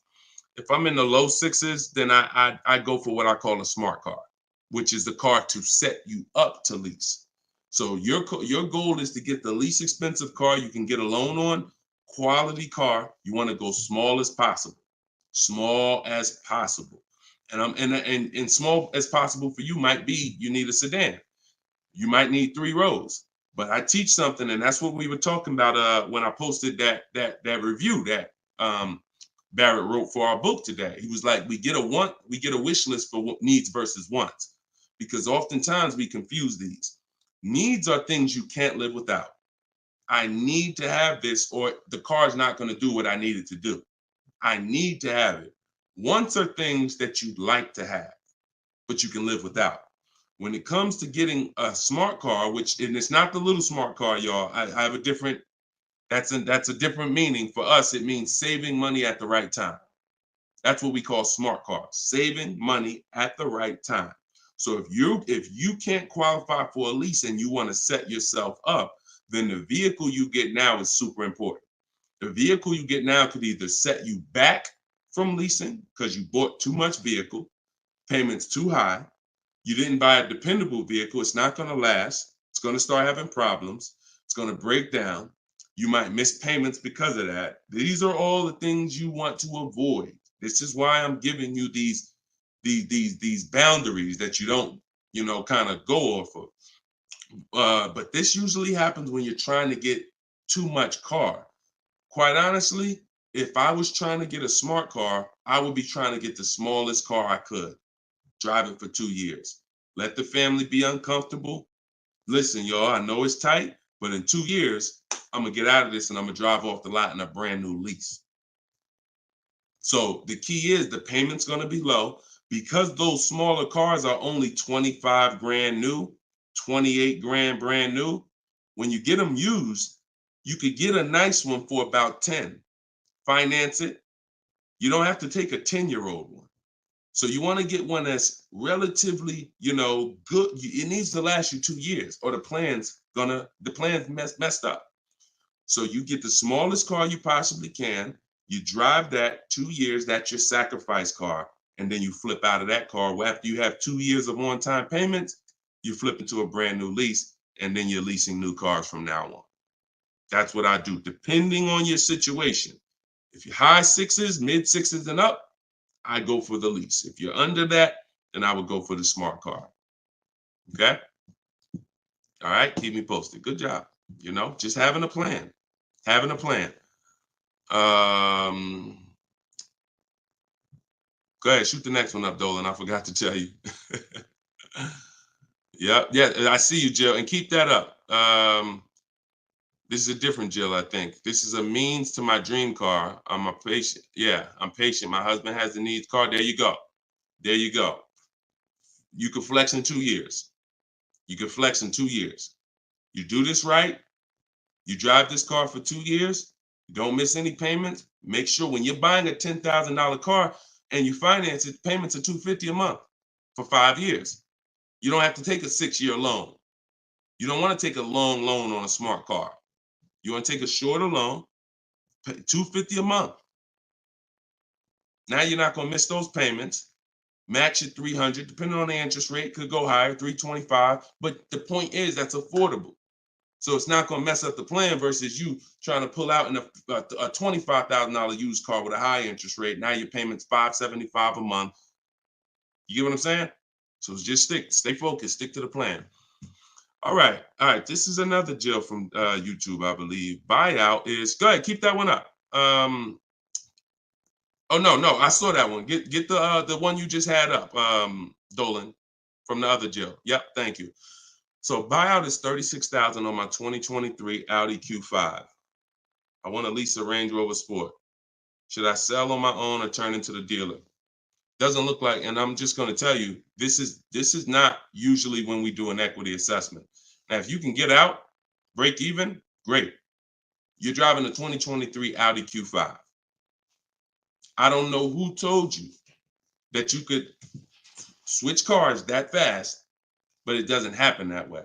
And so the only time in history that we've been able to switch cars that fast is when there was a once in a lifetime seller's market, 2021, 2022, 2023. Once in a lifetime. Chip shortage, every single car was worth 5,000, 7,000. To some of the trucks were worth 10 to 15 grand more than they would normally be worth. Now, I told people back in 2020 that 2021 that was going to come to an end, and don't get used to this. But I told everybody who would listen, you need to cash out now because your vehicle is never going to be worth more today, never going to be worth more than it is today. But that's over. So if you may have cashed out, some people, you sold a car. If you sold a car back then, you can type,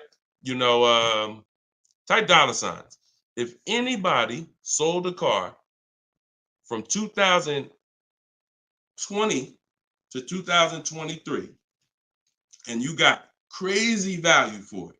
Some people were like buying cars, and 2 years later, they got all the money back. I did that twice. I leased a brand new Jeep, 2018, and I sold it in 2021, and I made $8,900 after I drove it for 3 years.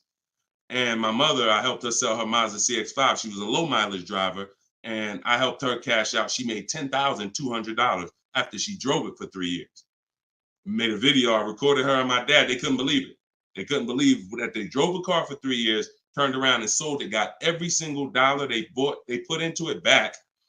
And he was like, all right, man, I'm looking forward to doing this again. I said, Dad, this ain't gonna happen again. So enjoy it. You were part of a once in a lifetime market where you cashed out and you won. But we cannot base our strategy anymore off that. That's over, and you'll get in trouble financially trying to do this. So there is no setup where you could buy a car or lease it and in a year, 18 months, replace that car. Just not. Because we already talked about earlier, let's take a $50,000 car. A year later, if you don't drive it 1 mile, what's it worth?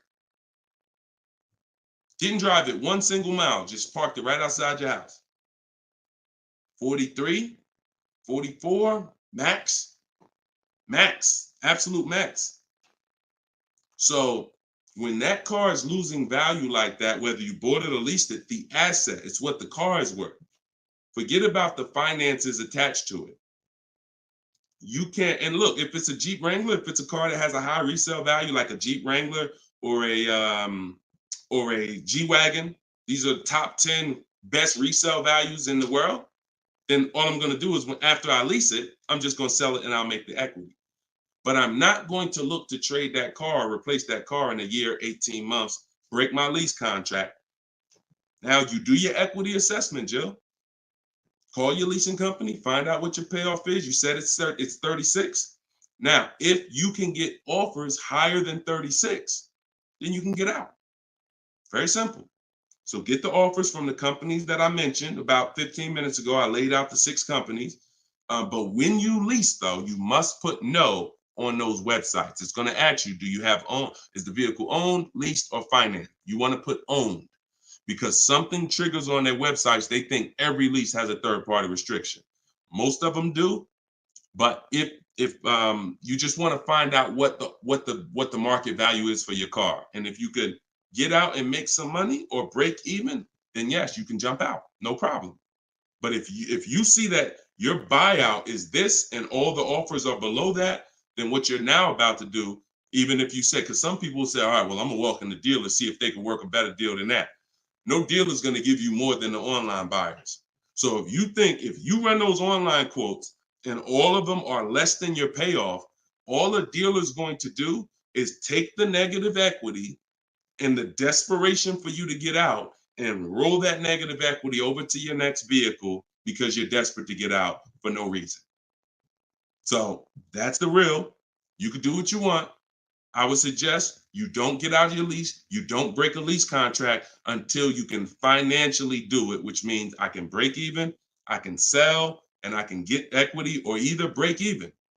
Break my contract, but I'm not coming up with a dime because a dealer bought my car and I'm out of this thing.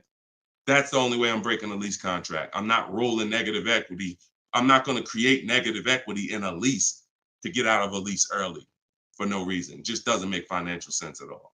All right, no problem, Jill. Happy to help. Happy to help. Okay, so that's step 2. See, the equity assessment step, guys, is so important. See, because it's the foundation of our deal. So when you look at step 1, the leasing versus buying question, how many years do you keep in the car? 8-year rule. That's step 1, super important. Foundational of your deal. As I said, you can't get a good deal if you purchase, but you should have leased. Impossible. You got a bad deal. I don't care how much money you get off. Now, second step is if I have a car to replace, I got to do an equity assessment because I need to know, is this car that I'm in going to be going to prevent me from making a move right now? Too much negative equity, I'm prevented from making a move right now. If I can get out, make some money, now I got some money. I can sell. I can put money in my pocket, put it in my bank. That means it's an asset. It's a blessing to me. So your car that you're in could either hinder you from getting a car or it can help you get the next car. That's why we always do the equity assessment before anything else. All right. I don't know why I'm frozen on Instagram. All right, go ahead back in, Dolan. Next question. Okay, now I'm back. I see. I'm just monitoring Instagram. Okay, and just so y'all know, everything that I'm teaching is out my new book. And look, I want to show y'all this. And before, keep that question up. Look, here we go. Boom. Look at that. 4.94. Thank you to everybody. We're higher now. I think we're up to 35 ratings, 28 reviews. So thank you to everybody who's reviewed the book on Goodreads. Appreciate you. And thank you for everybody who's using it. Make sure you are writing me with your success stories. Show me your deals so that I can post them just like I posted Tiffany's deal. But everybody can get the book. You can get yours for it's normally $97. But as our welcome special, our book launch special, you can get it for $24, 75% off in my TikTok bio for 30 minutes, or my Instagram bio, or in the comment section of YouTube or Facebook. We have a comment pin for you. And if you're watching us on TV, you can use your phone and you can scan the QR code here on the screen, and you can get your copy for 75% off. But once that timer hits 0, if you visited that page and the timer it started, once it hits 0, the price does go back up to $97, which is still a great price. It's a great price either way.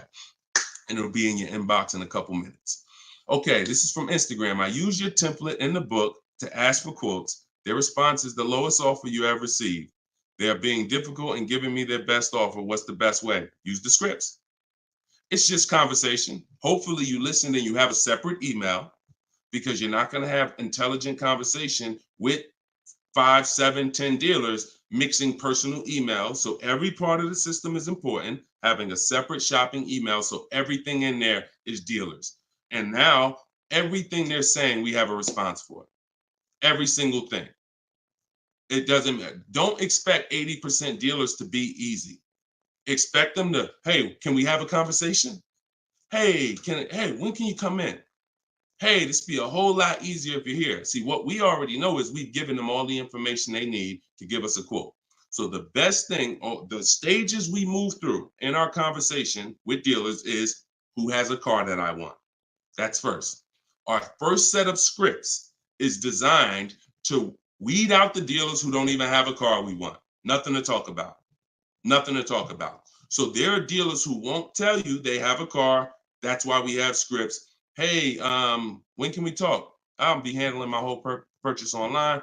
Can you confirm if you have something that matches? Every one of my scripts ends with a question. If you're not going to use my scripts in my book, then you make sure every email you write should end with a question, never a statement. So what you're sitting at home and you are copying and pasting. Very simple. Everything they say, we have a response, because I use those scripts. I'm from inside the dealers for 14 years. I know those scripts. Hey, it'd be easier if you were here. Hey, we only do business in person. Hey, when can I get you on the phone? I promise it won't take long. All of the stuff they're gonna say. Hey, we only quote in person. None of the people I'm talking to have said that. So should I remove you from my list? Always ends with a question. So your expectation may be, you thought by sending all the scripts, you were just going to get, oh, quotes coming in, everyone doing this. No, that's why we have scripts, because we keep the conversation moving forward. Everything they say, just go to the script, open the temp. And just so y'all know, in my book, one of the best reasons why it's a digital book is because I link you to videos and I link you to documents, and that you can copy and paste. So that what this person is talking about is the templates and scripts that I've created for contacting and having these conversations with dealers. So, but everything they're doing is very predictable. You just change your expectation. I'm going to talk to several people and I'm going to weed this down to 5 offers. And out of the 5, one of them is going to beat everybody else. And then I'm going to use my counter offer calculator that Deshone made to send the counter offers and close my best deal. Take all the emotion out of it. Take all the emotion out of it. You should be emotionless at it. Nobody can hurt you. All right, you're at home in your living room. All right, go ahead. Mike said nobody gives us this info. I sold cars and the dealership wouldn't even give us any insight. Trust me, Mike, I understand, man. That's why I love the 20% of car salesmen and dealers. They love what we're doing here because they know we were never taught this stuff. So we were never taught about leasing, financing. Thank God I was able to learn it, and I was able to, but we weren't taught about insurances, all the stuff that they should be training us on. We weren't taught. So I appreciate you being here, man. All right, go ahead, Dolan. Next question. Great questions today. Great questions. Let's go. I see you. Shout out to the people running the likes up on TikTok. Can y'all just keep tapping the screen every couple minutes if you could? If you enjoying the show, you getting value out of what we're doing, every couple minutes, if you could just tap that screen and keep running those likes up. I appreciate y'all. It lets TikTok know we talking big money over here. Yep, I see it. Thank y'all. Appreciate you. All right, this is Gary on YouTube. When leasing, is it all about purchase price? No, it isn't, Gary. Great question. When purchasing, it's always about purchase price. All in, out the door, tax fees, everything included. Purchasing is always. Now, leasing, we get our lease offers, and this is where we eliminate the term down payment. We no longer say down payment. I want you to eliminate that word, those words from your vocabulary. You want to replace them with total out of pocket. Total out of pocket. So all of our lease offers we're going to get is following the 1% lease deal principle, which is, because some people, I know Judith still asks, oh, hold on one second. Hold on.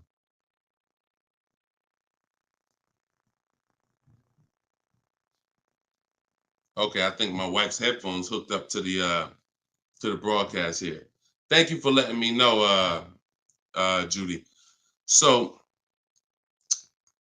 when we're getting, so the 1% lease deal rule is older than, it was around, I think, before I got into the car business at 2006. And what it was is if your lease payment was 1% or lower of the MSRP of the car, you stole a car. Stole a car. Example, I know if you've never seen a 1% lease deal, let me show you a couple. So this is Greg. Greg, look, first time posting here. I'm excited. My latest lease, graduated. Now we have a particular online, video library here. So when they say graduated, I have a coaching program, and but the steps are the same. So I always say, get in where you fit in. Steps are the same in my book, in my video course. He said, I followed the steps, set up a great lease deal, 36 months, 12,000 miles per year, all said and done. Monthly payments $527. MSRP is $56,275. So when you divide the monthly payment into the MSRP, you're going to get a number. Now, when you multiply that by 100, so I'll give you an example. Let me show you how this works. In Greg's case, I got my calculator up here. I would take 527, divide that into 56,275, which is the MSRP, not the selling price. Doesn't matter the selling price. The MSRP is how we gauge the value. Now, that's 0.009. Then we multiply that by 100, and that gives us 0.93%, which is what he put here in his post. So that's an under 1% lease deal. Look, it was a steal. I think someone messed up on the paperwork. No other dealer came close. There we go. Same thing with Frina. Frina just got a Jeep a little while ago. Look, her deal was better than his, my God. But it's a better lease program. Jeep had a better lease program at the time. So, I mean, she got a $579 a month lease on a $65,950 Jeep Grand Cherokee hybrid. Out of control. So this is how we're shopping. You want to follow the format of the 1% lease deal, which is I shop with 12,000 miles per year. If I'm doing 18,000, I'll adjust it later. If I'm a high mileage driver, who's a high mileage driver? You drive more than 20,000 miles per year plus. Who's a high type HM if you're a high mileage driver? All right, type HM. You adjust it later. 25,000 mile a year lease.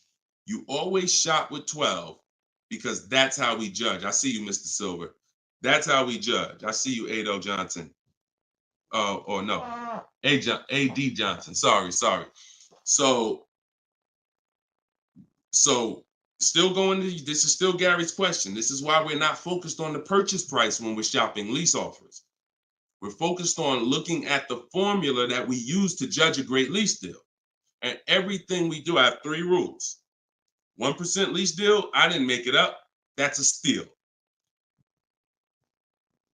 In between 1% and 1.5%, that's a deal, because that's still better than a purchase. It's still great value.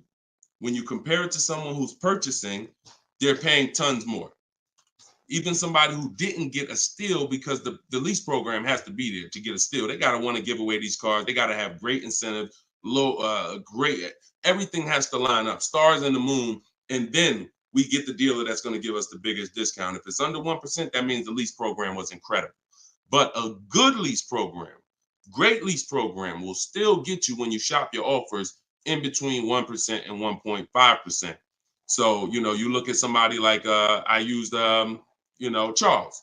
So Charles got a Palisade, very, very popular vehicle. He got 10 offers from home.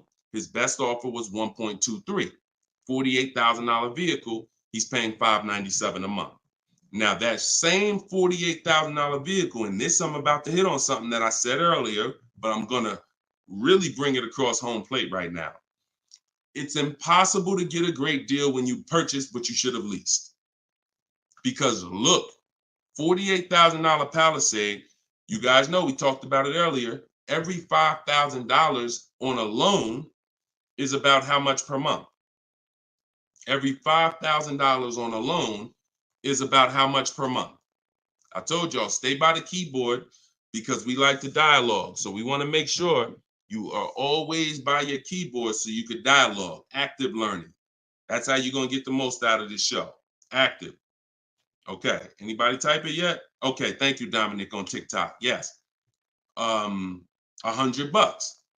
So that same Palisade that Charles is driving right now for $597, there are people who financed it, no money down, and they're paying almost $1,000 a month, $900 to $1,000 if they got a 5-year loan. If they took a 6-year loan, they're probably paying $8 something a month for 6 years. He's paying $597. So that's what I say. You cannot. And even when you have a good lease program and you get your offers, 1.23, 1.25, 1.3, great value compared to purchasing that car. You're avoiding the depreciation that someone who's purchasing is going to take, and it's no comparison. So, but there comes a limit. That's the third category. We got the steals, we got the deals, and then we got, I call this, it's time to chill. 1.5%. Above that, it's not a deal. There's no value there. There's very little value there. No, there's no value. And I'm going to tell you why. Just add up all the payments. 1.5%, we're paying too much for a vehicle we're giving back. It's very simple. We're paying too much for a vehicle that we're giving back. When you take hold on, let me get rid of this. Put the banner back up for those of you who want your book at 75% off. Just scan it right there. Once you get above 1.5%, there's no value, because if you take a $40,000 vehicle, a steal at 1% is $400 a month. A deal is between 4 something and 6. That's 1 to 1.5. 600 a month. Now, above 600 a month, let's take 650. That's 650 divided into 40,000. 650 divided into 40,000.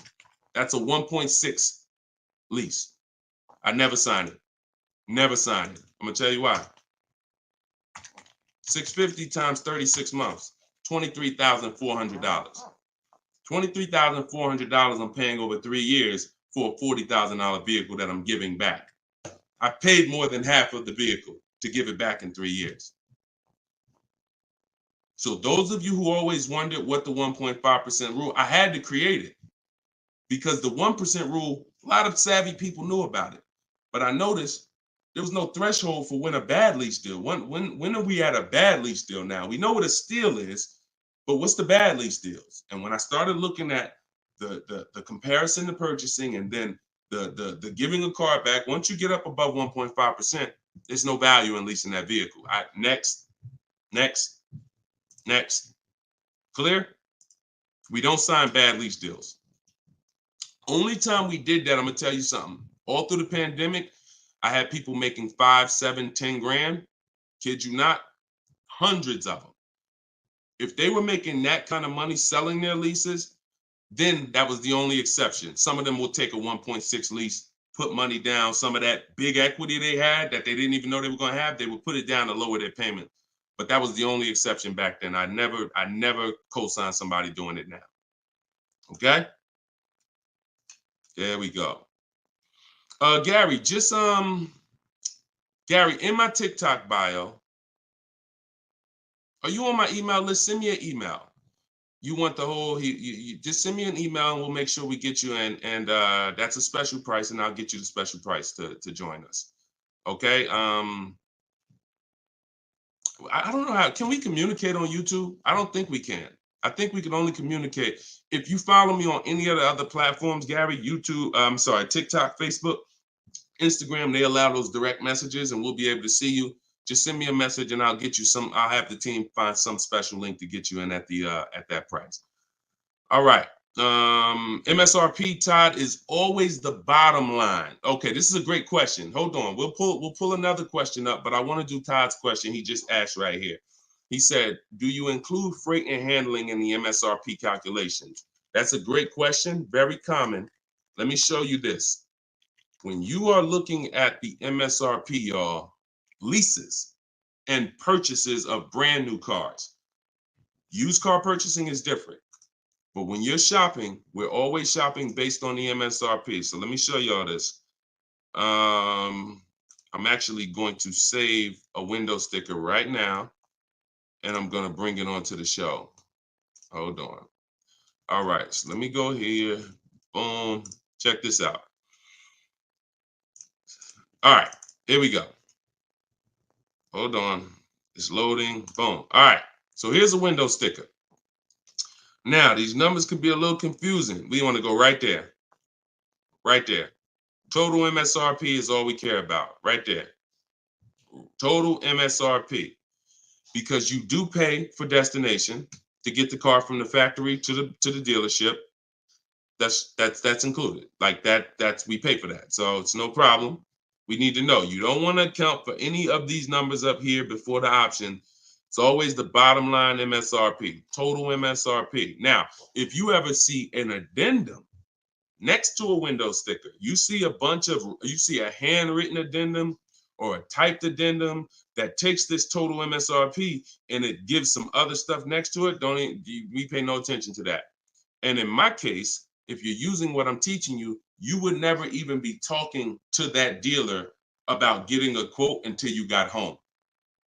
So even if you go, the only time we would actually even see that particular dealer, that particular window sticker, is if we showed up to test drive the car and that particular one that we test drove just so happened to have the addendum on it. That's the only time we'd even see it. Quite honestly, it's no way. It's not even something, because we never talk numbers in the dealer. Your leverage is at home. Everything I'm teaching you is your leverage is at home. You can talk to multiple people from home. You can get bids from home. You can put people against each other from home. You're in control from home. You lose all of that sitting down at a car salesman's desk and going back and forth one-on-one. You can see the whole market at home. See, we get below market deals. I want you getting below market deals.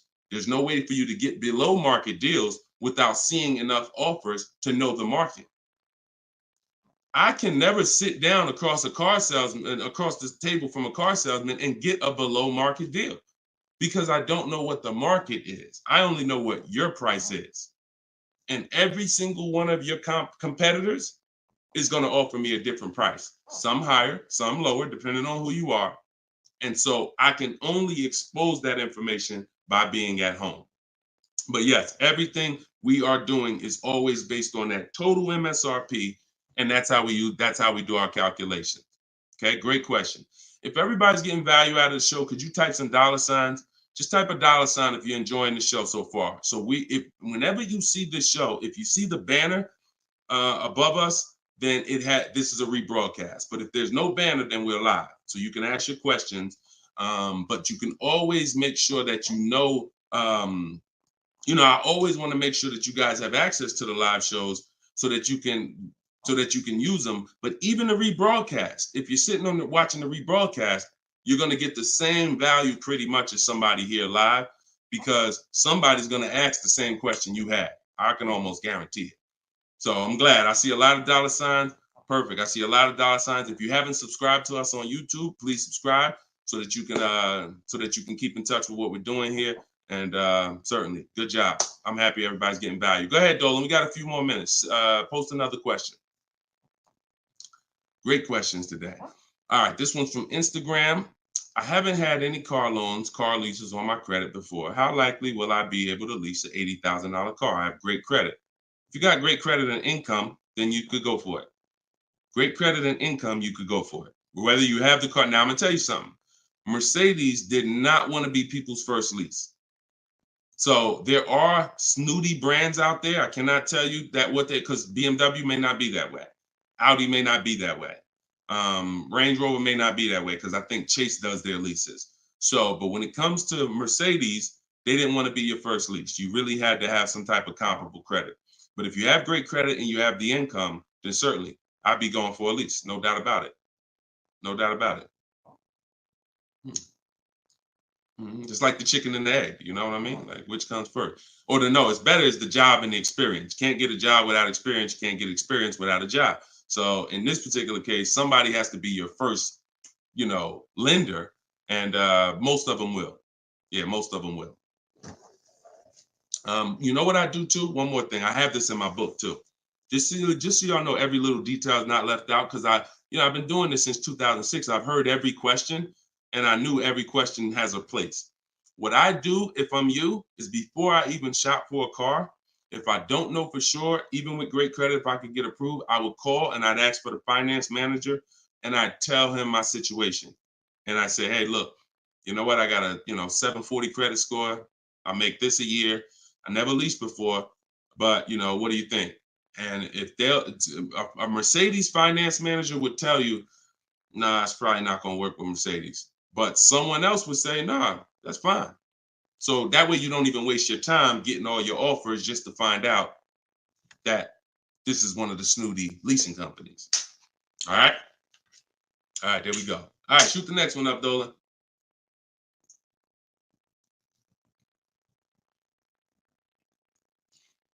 Jason Hughes from IG. 12 to 15K in equity. Great job. Okay. I mean, it's nothing you did, but if you got the equity assessment and you got bids, great job. Now, wait a minute. It doesn't sound like you got bids. And I'm going to tell you why. Because it wouldn't be an equity range. That sounds like an estimate. In fact, it doesn't sound like an estimate. It is an estimate. 12 to 15 is an estimate. When we get bids, when we do our equity assessment, we're getting bids and we're like, hey, I have $13,580 equity based on my highest offer from Driveway. See, get out of the ambiguity. Get out of the middle there. Let's get finite, definite numbers and stay out of these ranges and estimates, especially on things that take us 20 minutes to do. Call your bank, get your payoff, go online, CarMax, Driveway, Carvana, AutoNation, sell my car, Car Guru, sell my car, Kelly's Blue Book, instant cash offer. 20 minutes. Get your equity. 8 payments left, not keeping 8 years, now a good time to lease. 100%. 100%. There's no benefit in waiting. Listen, that is the path for a lot of people, Jason. A lot of people are going to discover what we're doing here, teaching by the numbers, not by emotion. And they're going to realize that not leasing has cost me money. Should I wait or should I just transition now? There's no reason to wait. There's no reason to wait. The only thing that would make you wait when you do your equity assessment is you have too much negative equity, you can't get out. That's the only time. Or you have a credit situation where you need to actually get your smart car, get a car for 2 years, rebuild your credit, and then go lease. Anybody else, no benefit. I'd be leasing tomorrow because I had a friend of mine, he's a close friend of mine. He's actually in my program. You know, he uses our stuff. And he's like, he had a Kia Telluride. Well, he had an accident. Vehicle got totaled. Now, he said, now I know the 8-year rule, Deshone. I'm going to lease this next one. He gets his bids. Last week, he leased the Kia Telluride for under $500 a month. The same vehicle that he was paying hundreds of dollars every month for. More. Hundreds of dollars more per month. I don't know what his payment was, but I know what a Kia Telluride costs to purchase. A $45,000 Kia Telluride to purchase with no money down is $800-900 a month. So he's literally under $5, no money down, when he was just paying hundreds more than that. So you're in the same situation. No point in waiting. Transition to a great value lease. Get your offers. You wish you could. You wish you would have did it sooner. All right. Go ahead. Next question, Dolan. Car brands will no longer offer V6. Buy the lease. Let me talk about this question on TikTok. Not right now. Get the next one. Go ahead, Dolan. Put the one you're gonna put out. But get that question that this person just posted about car brands no longer offering V6s. Should he buy the lease? If you have one ready, though, put that one up. Deshone, will your book work for both lease and buy? Well, you know what? Let this person answer that for you because we just got this review. This book is outstanding. This is Barrett. And you can see all our reviews on goodreads.com. Must read, must have for anyone seeking to buy, lease, or even sell a car. It is presented in very professional, easy to follow, step-by-step manner that covers every situation. Every situation. Does your situation, Keith, fall under every?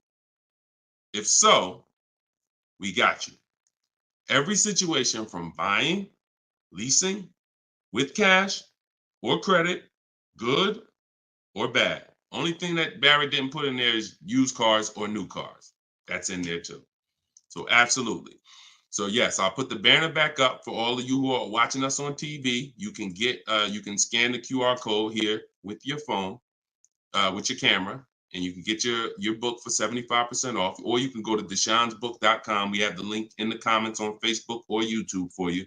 And if you're on Instagram or TikTok, you can go to my bio, click that link, and then click the button for the 75% off and get your book for 75% off. You won't pay the normal $97. Okay? But yes. All right. I have a 2020 Nissan Sentra. This is Key. I don't want to butcher your name, so I won't try. But from YouTube, I have a 2020 Nissan Sentra. Had it for 2 years. My miles are 64,000 highway miles. Okay.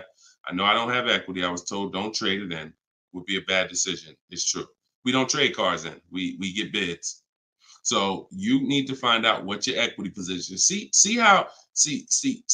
many of you are finding out right now how important the equity assessment is. Whenever you have a current car, equity assessment. So when you call your bank, get your payoff, then you go and you get the offers. You're either going to be in a positive equity position or a negative equity position.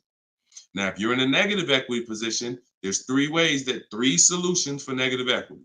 2 of them lead to a car, 1 of them doesn't. First is you get all your offers and you can pay the difference because these are the highest offers. So whenever the highest offers are these online bidders. They pay more than car dealers. In fact, 3 of them are car dealers that are bidding. So Kelly's Blue Book, Car Gurus, and Auto Nation are car dealers bidding. CarMax, Driveway, Carvana are online marketplaces, used car marketplaces bidding. So you're getting a wide range of diverse offers from people who compete every day to buy cars. and they cut you a check right then and there. They do an hour. Both times I went to CarMax, me and my mother separately, we were out in an hour. I've had people who sold to Carvana, Kelly Blue Instant Cash Offer. They do their inspection. And then they bring you a check. So if you can pay, let's say you said you don't have equity. So if that's the case, then you may have negative equity, which means you might owe 30 and your highest offer is 28. Then I would come up with the 2,000 and I would pay the difference all day long because I'm still winning through a bid. My car's value is maximized through a bid. And if I don't get bids, I'm not maximizing my car's value. So now, second, when we can't pay the difference, then that means we must trade. This is the only scenario where we trade because you need now one part of the bidding strategy you can't do. So you're going to do the other part of the bidding strategy, which is now think about what car you want. Okay, I want a Toyota Camry. Now I'm going to get my bids. I'm going to get the lowest bid, the dealer that's going to sell me the car for the lowest amount, and then I'm going to purchase from them. But before I can purchase, now I need to bring my old car into the scenario and ask them, how much is my old car worth to you? Now that's the winning dealer. You need them to bring that loan because you need them to carry that negative equity you have and put it on top of your existing deal. So you cannot depend on, don't even think that they're going to pay the amounts you had over here.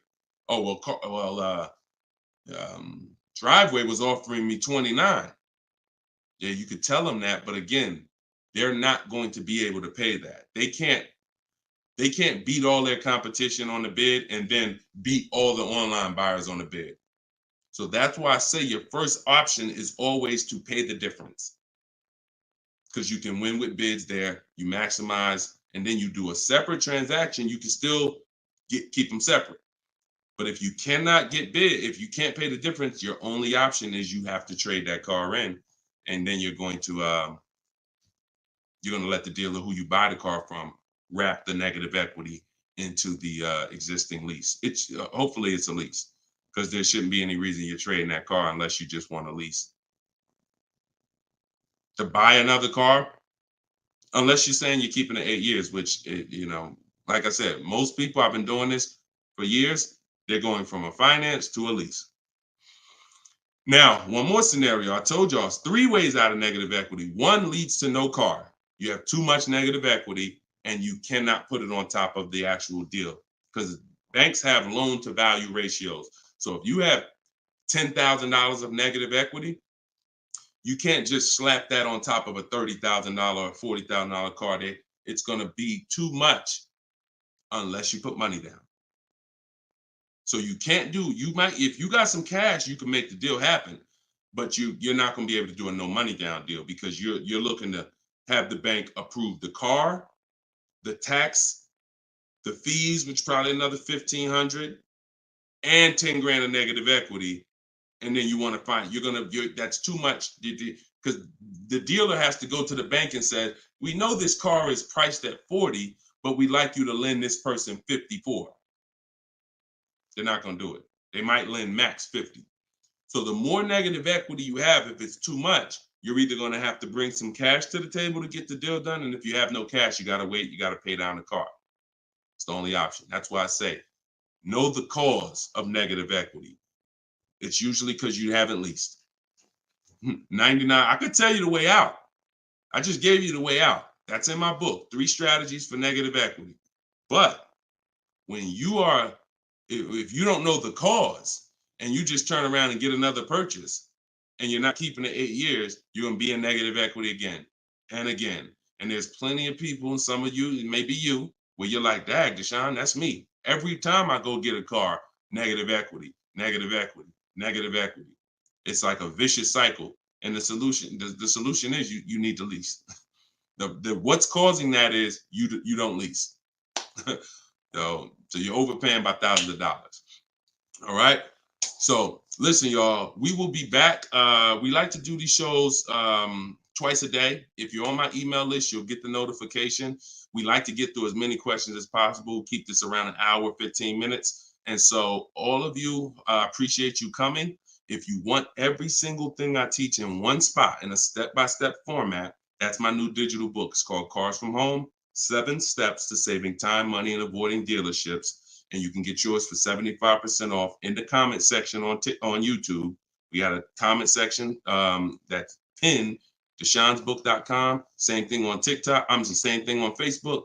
But if you're on Instagram or TikTok, it's in my bio. There's a website right in my bio. Click it and grab your 75% off. You'll get it for $24 instead of the normal $97. Now, if you went there and that timer started, then certainly get there before it hits zero, because once it hits zero, you have to pay the 97, which is still a great price. So my goal for this book is to be the most valuable book financially that you've ever gotten. That is my goal. So use it. Write me with your success stories. Show me your deals when you pick up your cars.